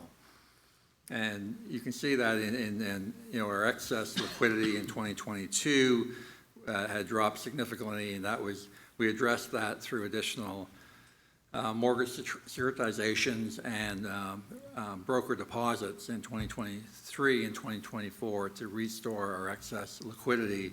And a lot of that's been, you know, obviously to support our continued growth in our lending portfolio.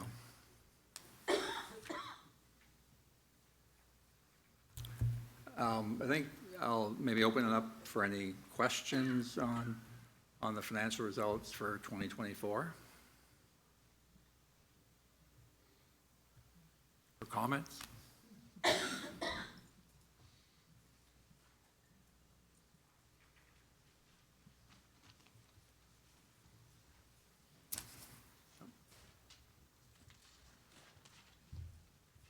No? Oh, okay. Just thought she might be coming. Okay. I was just curious in looking at the pension benefit liability. Mm-hmm. That looks like a fairly dramatic reduction, and just wondering what happened there. It's a reduction in rates, so the discount rates on the liabilities. It created that. So you do tend to get, and that's why it's another comprehensive income below the line. You do get significant swings, as you can see, year over year. It went from a loss in 2023 to a gain in 2024.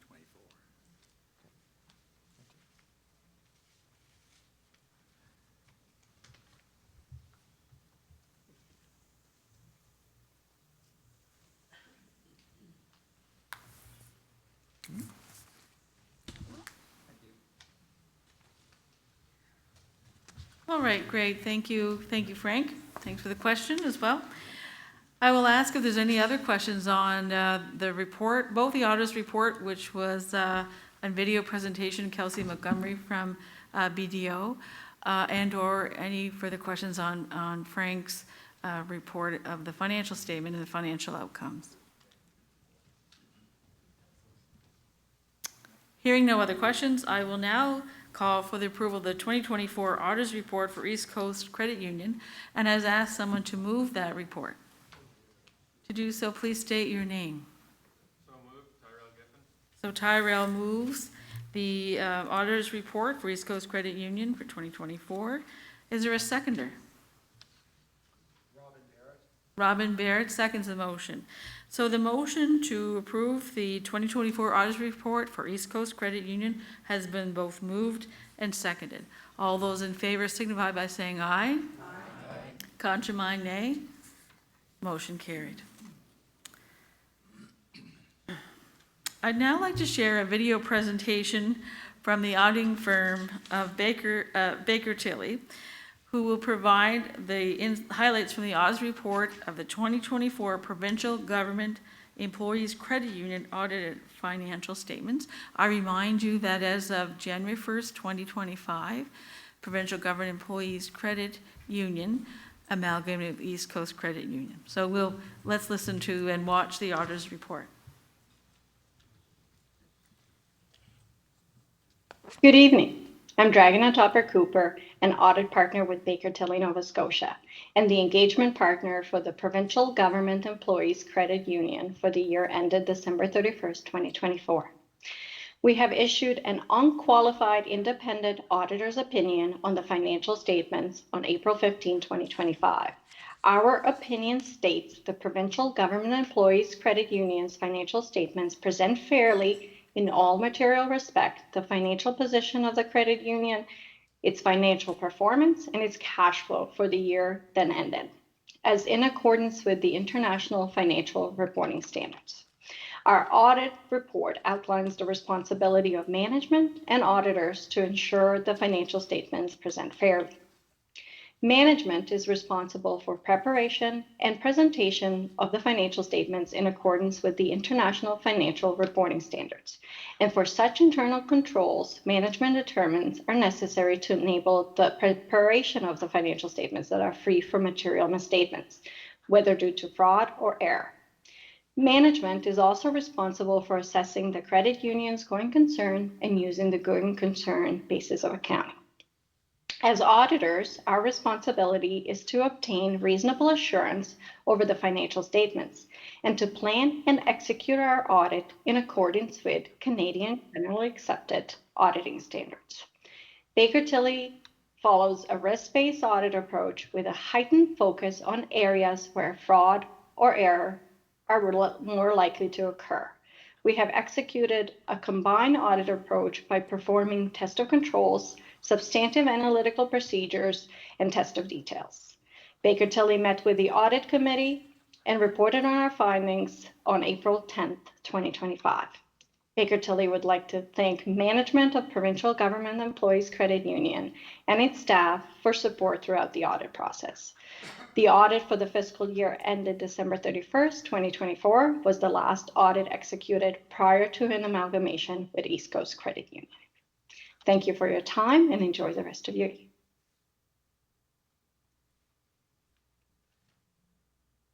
All right, thank you. I'd like to again call upon Frank Vian for a discussion about the financial outcomes for Provincial Government Employees Credit Union at December 31st, 2024. Frank? Thank you, Mary. I'm going to keep these comments brief. First slide. And really, I mean, I think if you look at the rationale, obviously, for the amalgamation with Provincial Government, very similar to LaHave, where obviously, you know, LaHave, very similar in asset size, good excess equity and surplus liquidity positions in both. And really, with Provincial Government, we shared a branch location on Argyle Street in Halifax.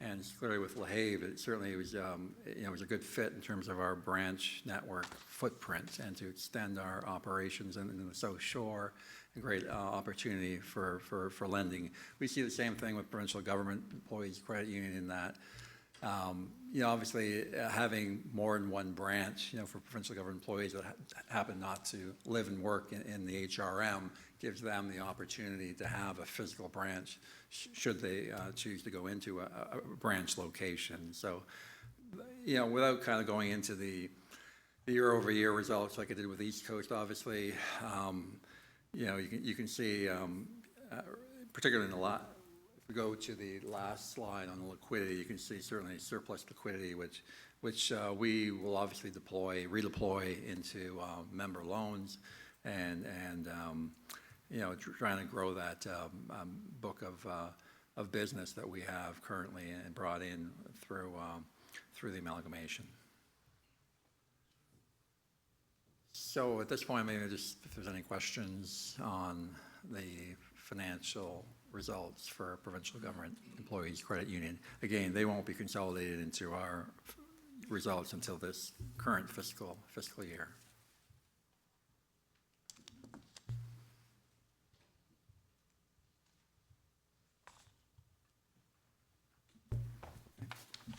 Thank you. Great, thank you, Frank. I'll ask one more time if there are any questions on either the auditor's report or the report by Frank of the financial outcomes for Provincial Government Employees Credit Union.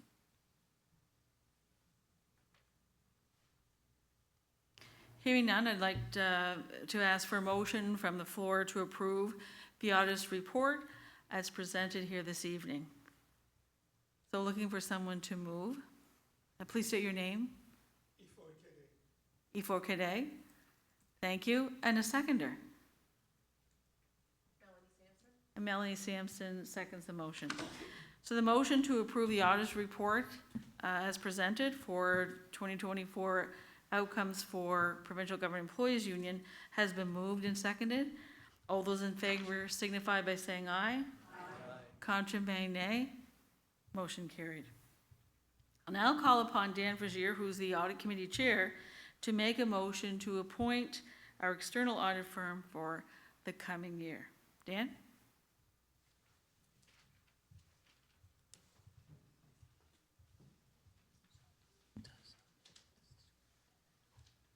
Thank you, Mary. As noted in our Audit Committee report to members, we are grateful for the ongoing professionalism of BDO. I move that East Coast Credit Union engage BDO or successors as our external auditors for the fiscal year ending December 31st, 2025. Could I have a seconder? And Sears. All those in favor? Aye. Opposed? Motion carried.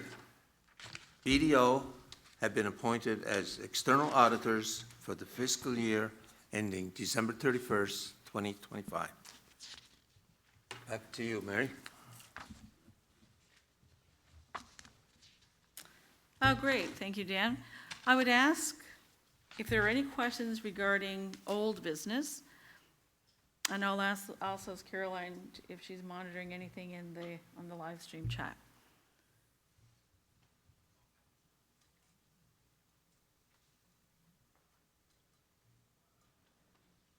I'll ask one last time, are there any questions regarding old business? This is not a question, but I've been looking at your financial statement all over the years, and I think that the credit union is doing a wonderful job, and that the only thing I suggested there earlier is somehow or other you got to make people like myself feel part of it, and that. But you're actually doing a wonderful job, and anyone that's in business today knows that you have to get bigger, because otherwise the figures won't come out right. Thank you. Thank you, David. Yeah, thank you for your comment. Question? I have a question that's that's inspired by him. If someone is interested in either being involved or sharing suggestions with the engagement committee, how do we find out who or where the committee is that's in charge of engagement? Sure. Absolutely. We don't have an engagement committee per se. We do have a communications committee, but you have lots of options for contacting. You can contact anyone within your credit union bank manager or financial service officer, anyone that you can. And also on our website, there is an email link to the board of directors, and I encourage you to use that link, and it'll get to the chair, and then that chair the chair can respond and whatnot. So, but I encourage you to do that. Okay, Love to thank hear you. your comments. Thank you.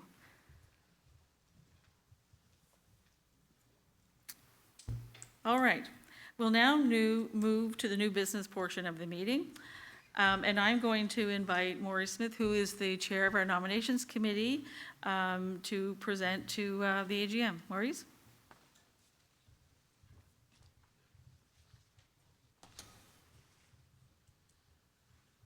Thank you, Mary.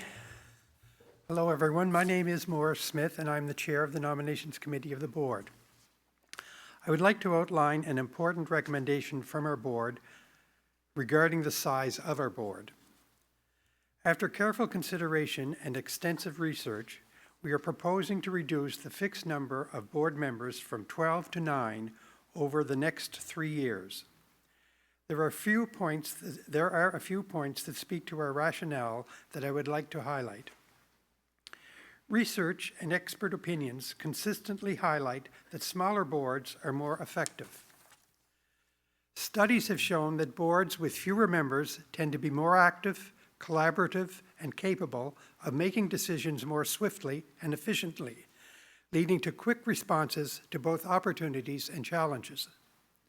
Smaller boards are associated with better organizational performance, reduced coordination costs, and enhanced group dynamics.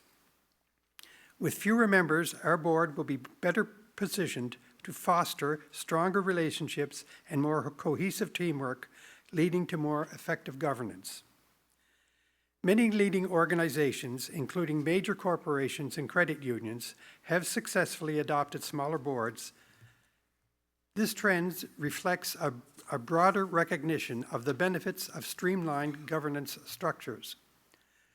We propose a staggered reduction in board size to ensure a smooth transition. This approach allows us to maintain stability, continuity, and organizational knowledge, while gradually moving towards a more optimal board size. We would continue to have director elections as per our current practice as existing directors' terms expire. Our current bylaws under section 6.1 state that the board of directors shall consist of a minimum of 9 and a maximum of 14 members, and that the fixed number shall be recommended by the board to the membership at the annual general meeting. Specifically, we recommend reducing the board size by 1 member each year over the next 3 years, from 12 to 11 in 2025, from 11 to 10 in 2026, and finally from 10 to 9 in 2027. Your board of directors believes that this recommendation is in the best interests of our organization and its members.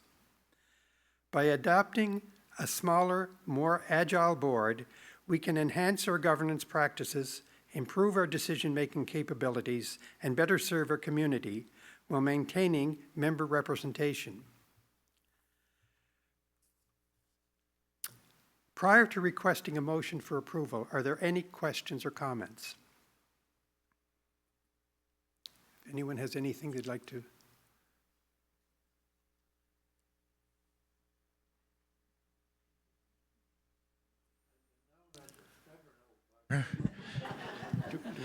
And there's something, let's see, I don't feel a part of a credit union now. There's something missing. I agree with what you're saying, but somehow or other, in between that, you gotta, like, we're all over the province, and we all have our own vested interest in the community, and that, and so somehow or other, in between the directors, like if I had a problem with the thing, unless I can limp my way to the annual meeting, I don't have any input and to speak of. So somehow or other, yes, a smaller board will be more efficient, but somehow or other, like we have, I mean, every one of these communities in Nova Scotia are proud, And somehow or other, you got to kick that proudness in to make them feel part of the total picture. And I don't know the answer, but something to do with the directors or I just don't know how to do it. But there's enough brains in this outfit that surely they can put something together and get the membership feeling as being a part of, like I used to be in the 80s. Thank you very much.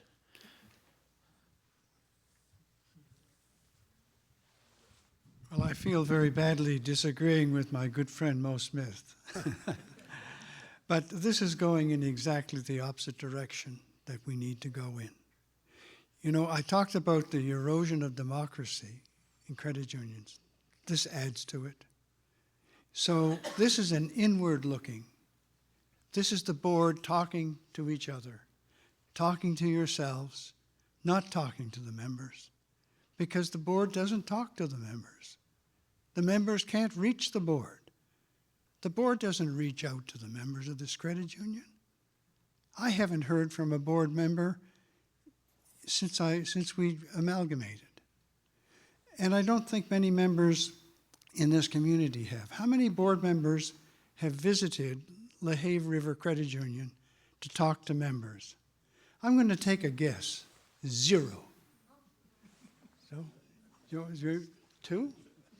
Well, I'm glad to hear that. Certainly as a member in LaHave River, I never heard of your visit. Never knew you visited. And so, I'm just looking at where we're going, and I would suggest, with all due respect, that you delay this for at least a year and have a discussion, bring in some people. You know, there are credit unions that have done, we've gone from, in this area, from 2,500 to 20 times that size, and we have not done one thing to change the governance structure. 0. With all that growth, we have done nothing to change the governance structure. I think that's just simply a failure. There are credit unions who have tried different ways of engaging membership. I have not seen any of those efforts from our credit union. And so it's not that I don't know anything about credit unions. You know, I ran the Master of Management program at St. Mary's University for co-op and credit union managers for a decade. I visited credit unions in Canada, the United States, all over Europe, New Zealand and Australia and India. And so I have had a chance to see some credit unions. We are not heading in the right direction. I'm sorry. Financially, we're doing very well, and I give Ken very credit for that. Whenever I get the staff on the phone or talk to them, I'll give them full credit. They've been wonderful. They've been marvelous. But, you know, we're not heading, we are eliminating the democratic functioning of our organization. And I would ask you to delay this for at least a year till you have a chance to look at some other directions you might go in. Thank you.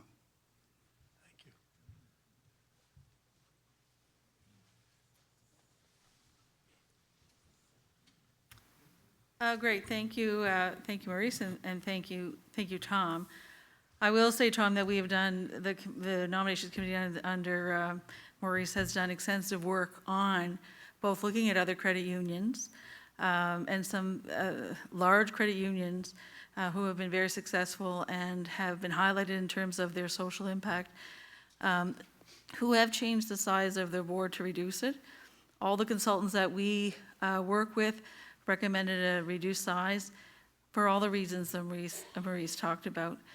Engagement with members is a different issue than the board governance structure. It does follow to that, I agree. And certainly engagement with members is something we can and should and are continuing to consider. But the board is quite strong in its opinion about the reduction in board size over time. It's not happening all at once. It is one per year, and that's after extensive consultation amongst ourselves, which I know you had an issue with, but with external parties, both consultants, research, and with other credit unions. Are there any other questions before I ask for a motion?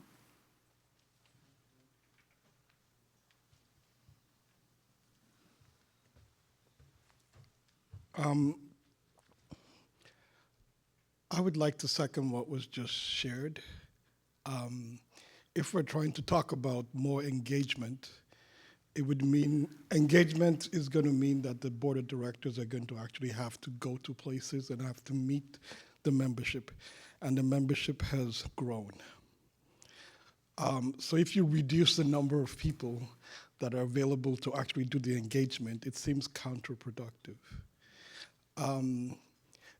And you talked about engagement, you talked about the discussions that we had, but a discussion was had with the board and with some consultants, but not with us.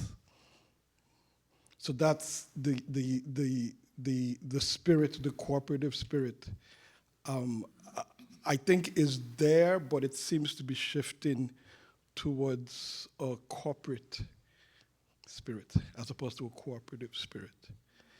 And I have been involved with credit unions in Canada for probably on and off for about 20 years. And I'm seeing them starting to shift and take ideas from organizations that don't necessarily have the cooperative spirit. I was listening to a mortgage show on the radio that was done by a credit union mortgage specialist, and they said that they give all kinds of corporate loans except they do not touch cooperatives. And I'm like, how can a credit union boldly come up and say that they do not want to be involved with cooperatives? That makes no sense to me. So I think we should not, I think we should be looking at how we're going to engage, and we should be looking at talking more to us, the membership. And when that happens, we will bring back the spirit of the 80s. and I think maybe we'll have come to the same conclusion. I don't know. But I'm very leery of a reduction in the capacity to be able to engage. Thank you. Great, thank you for your comment. What I will say is that we do, this year, past year, we had a board of 13, and the board has been criticized this year and potentially last year for not being engaging, for not, although we've tried many ways to do so. In the nominations, for instance, advertisement across the province in more outlets than we've ever done before. But the Board of 13 is being criticized for lack of engagement with members. And so I think that's a separate issue. The number of board members is a governance structure issue. The engagement's a whole other issue. And we're hearing you. The board is here to hear you and is hearing you about changing engagement, improving engagement, working on strategy initiative to work on engagement.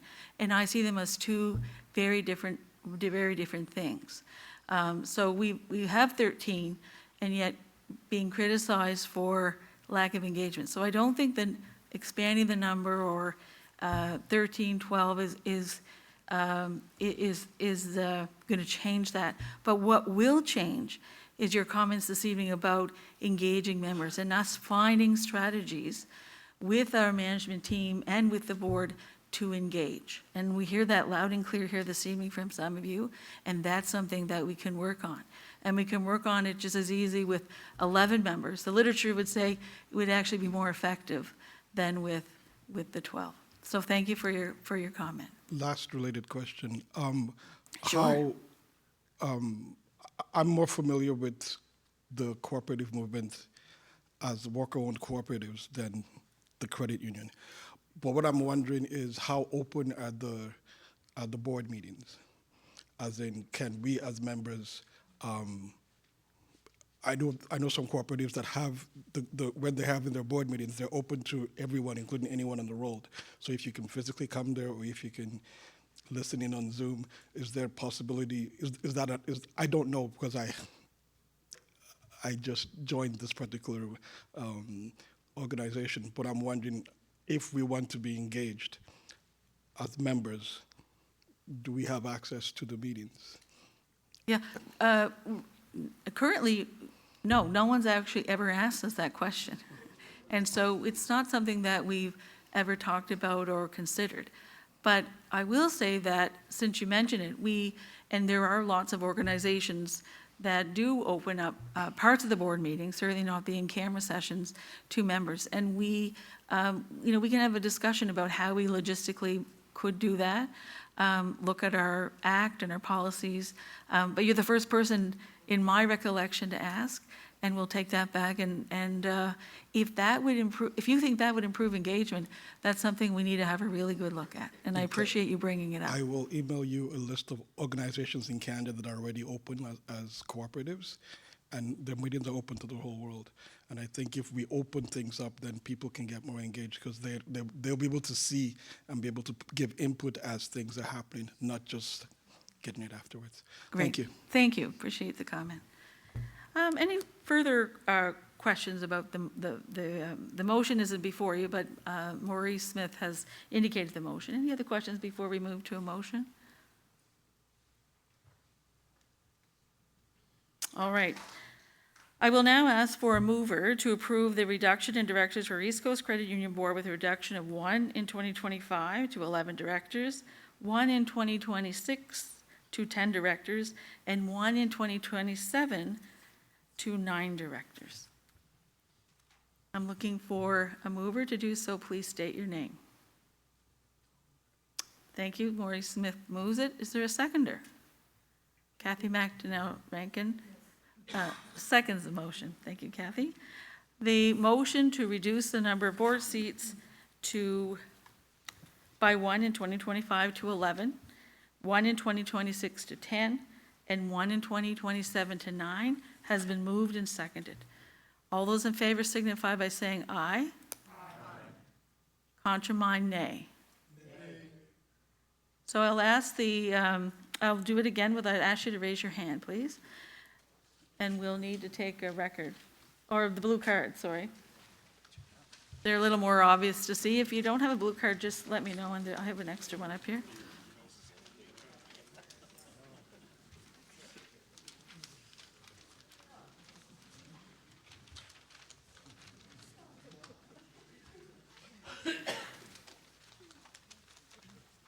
All right, so all those in favor, please put up your hand with your blue card. Please hold them up till we count, please.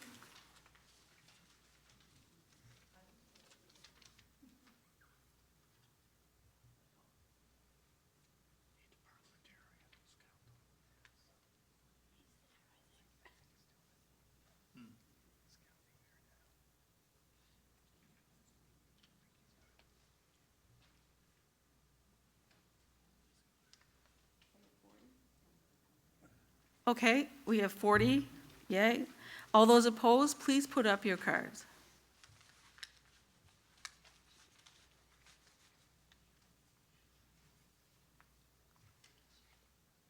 I'm counting 1, 2, 3, 4, 5, 6. I'm counting 6. The motion is carried. The East Coast Credit Union board size will be reduced from 12 to 9 over the next 3 years. We appreciate your support and understanding as we embark on this important transition, and we heard you loud and clear about engagement of members and finding ways and initiatives to engage. I'd now like to open the floor for any other new business. I remind you to use the microphone, and please state your name before your question so that we know your name and we can record it.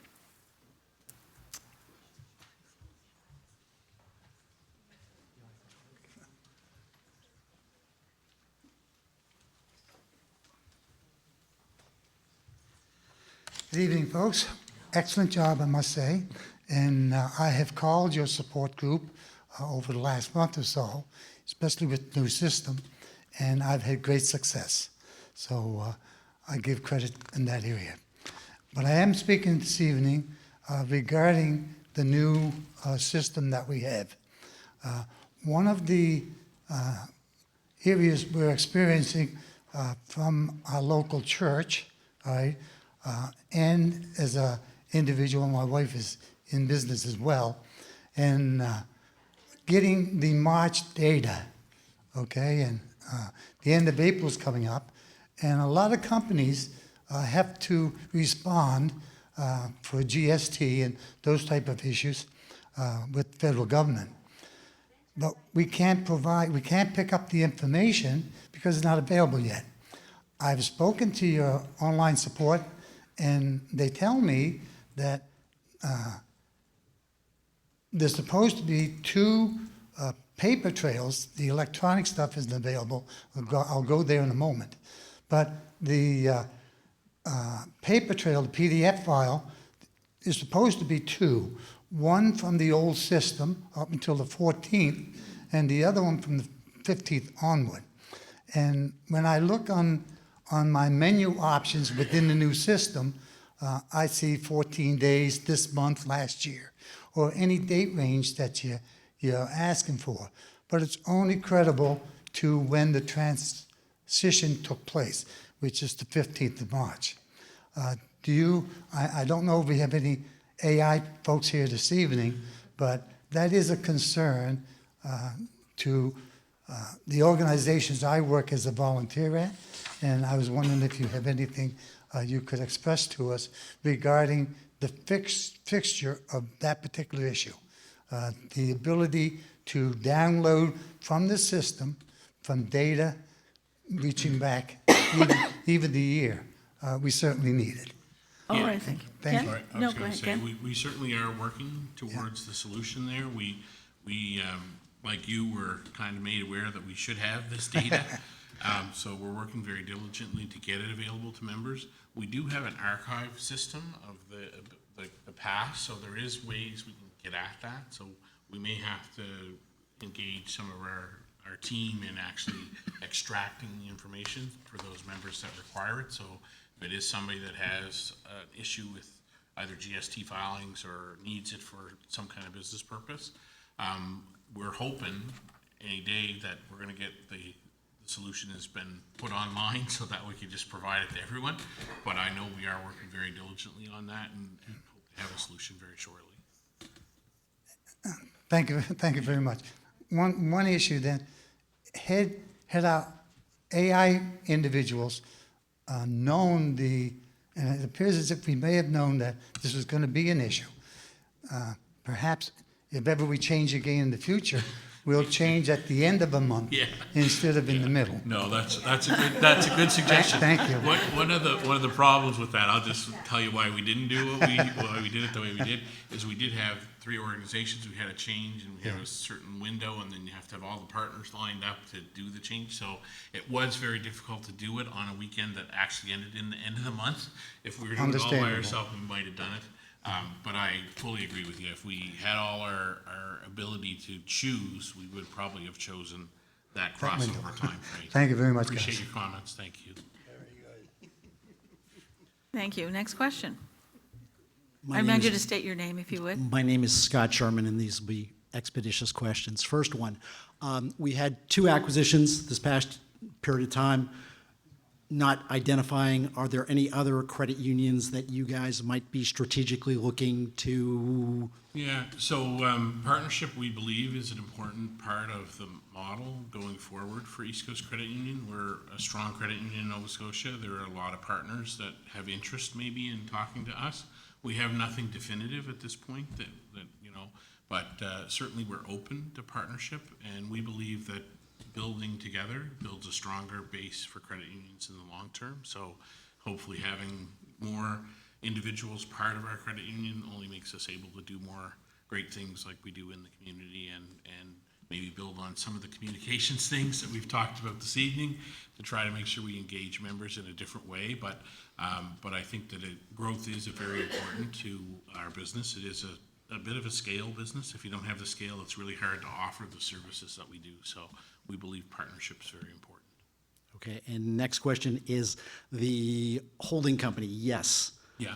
The strategic side. Most of the people here, I don't believe, know Yes. much about it. Yeah. So if you could just give us Just give you a strategic. high level? Yeah, exactly. Yeah, Thank sure. you. Yeah, no problem. So Yes Capital is an alternative lending, so alternative mortgage lender. And what they do is we do lending to individuals that might have credit issues, might have other concerns. We do them at slightly higher rates with some other fees attached. It allows us to help people that need the help in a time when they're going through some financial difficulty.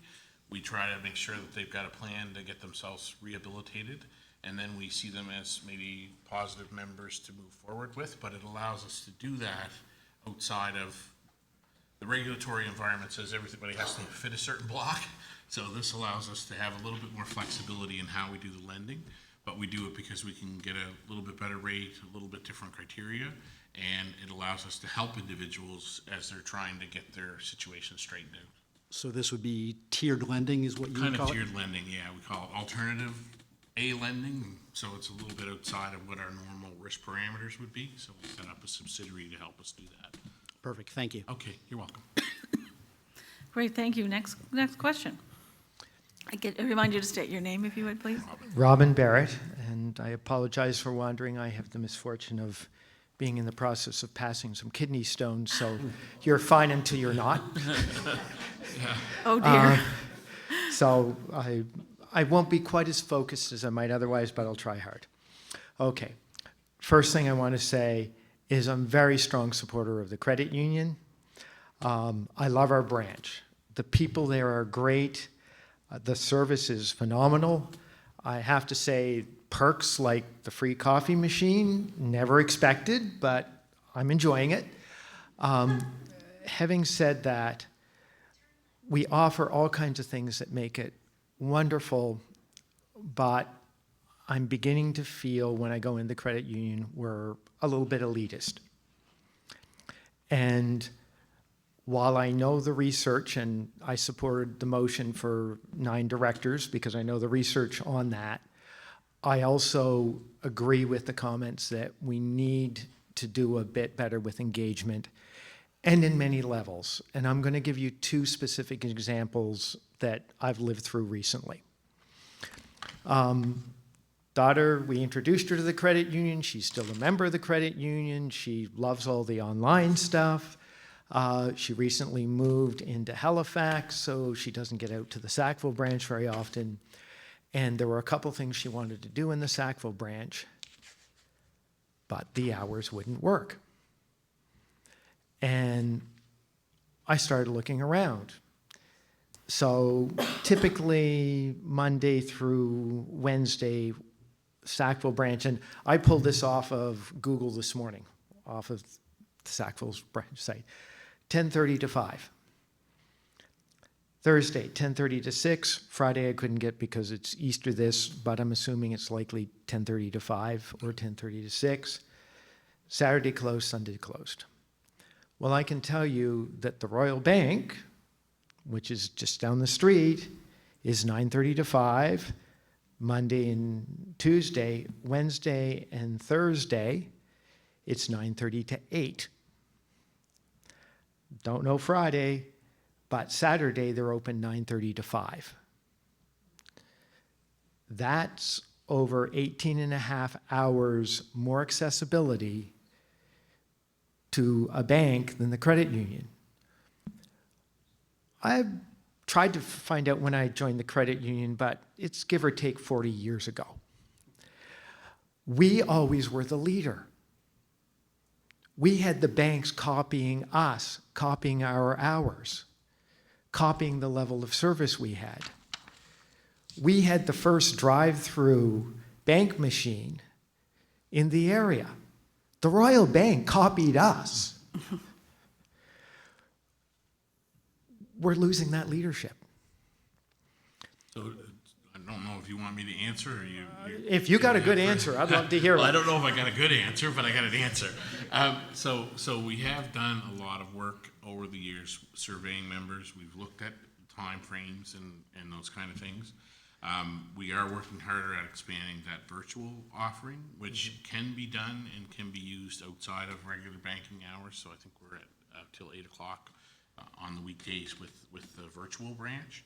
And there's many things today that we are leading in doing virtually. So we're trying to make it as accessible as possible.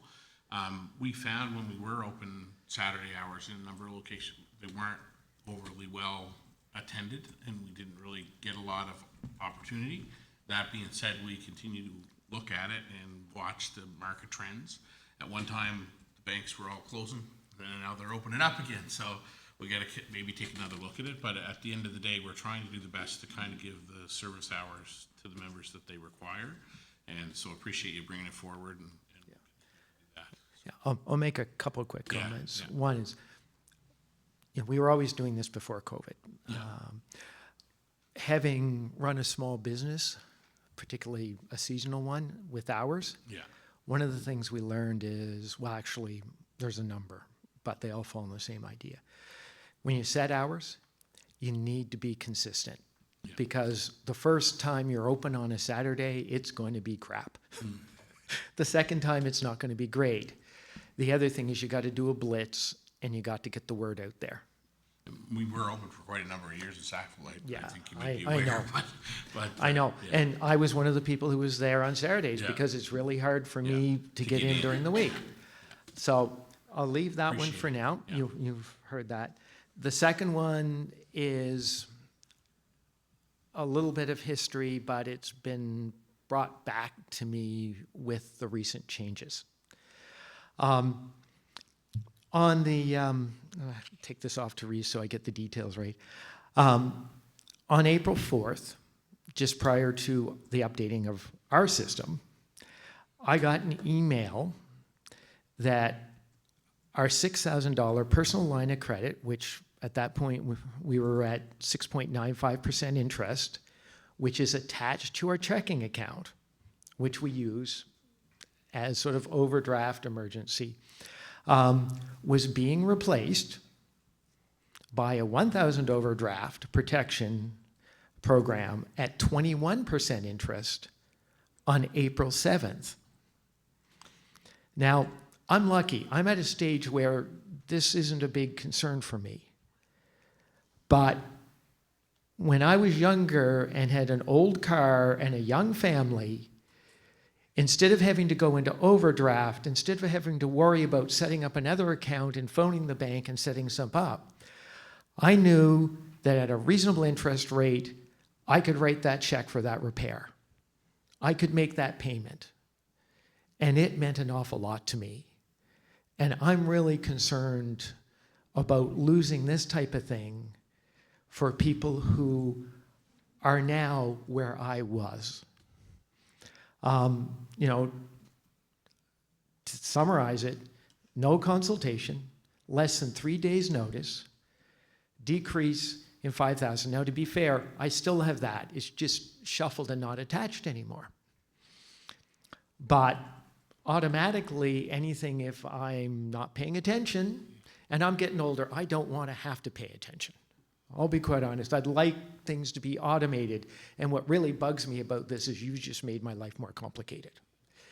So I think the important point is that we did keep the existing arrangement. We didn't make that disappear. It's unfortunate, but sometimes technology's good and it's bad. But part of the process is there is a division between these two products now, but we have to have the overdraft and we have the other one, where we get smaller amounts, higher rate, encouraging people to use their other options that they have available to them, because most were the same as you. Might have had one that was connected to the account and it got moved, so they still have it, and all they have to do is either set up an auto transfer or transfer themselves. You just made my life more complicated. Yeah, I understand, but unfortunately, because the way the system works, I didn't really have a lot of choice. But we're working to find solutions that will make it better for members in the long term. Yeah. But but it is one that we have identified as a team that we need to Yeah, look at. 'cause- And we agree, we want to make sure that people have access to proper credit, but we're trying to discourage people from relying on overdraft for long-term lending, right? So if they've got a line of credit, they should use that instead because it's a better rate. But I understand your comment, Robin, for sure. I like, well, being business for most of my life in family business. Your business account. Your business account, that's how it always works. You know, A personal doesn't most of the always. time, you know, it's all positive, but seasonal business, you know, every spring, you're gonna dip down into that line of credit, a certain amount. And you never have to worry, you never have to change anything, you just, the same checking account. And I'm looking for the same level of service on my personal side. I'm looking for the same level of convenience. And I'd ask that you guys look into it. And just a general comment on engagement. For me, the key of engagement has normally been the bank managers. They are the people who have engaged me. They have been the people when you guys were talking to about something, they would be available and they'll see someone come in the bank branch and say, look, we're looking at doing this, or we're looking at that program, or there's a glitch with upcoming that's going to change.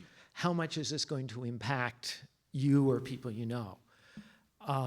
I really think that they're one of your key assets, that if you really want to push out the communications and the engagement, start there, because there's a lot more of them than there are board of directors, even if we were up to the 13. They're in touch with everyone. They're in the community every single working day. Thank you. And thank you. It's great to see a great business making money. Thanks, Robin. Great, thank you for the question. Any other new business before we move to adjournment? Hearing none, I'd like to finish by thanking our marketing and communications team and our corporate support team and the many staff volunteers, many of whom are here this evening, for their role in putting this evening together for us. I'd also like to thank the staff of the Best Western Bridgewater for housing us in this beautiful facility this evening. And a special thank you to the team at Basil Audio Visual for providing our live stream services this evening. Before we do move to adjournment, I wanted to make note of two specific people, and it's always dangerous to highlight two people, but I'd ask them to stand. These are board of directors who are finishing their terms with us. They are Corinne Carey, and Greg LeBlanc. I'll ask you to stand. They have been thought leaders. They have been engaged. They have provided, they helped the board with a lot of the decision-making, and they were invaluable to us. And we certainly appreciated their time with us and appreciate them. And I'd like to, special recognition, special thank you to both Greg and Corinne for what they've contributed. So let's give them a round of applause. Thank you.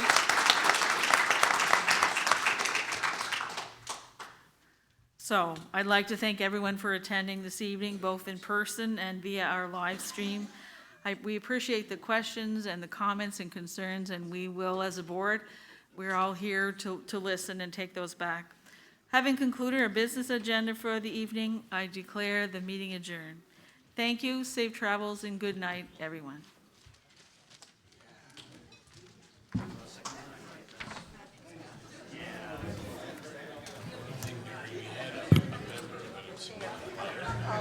For the meeting, better.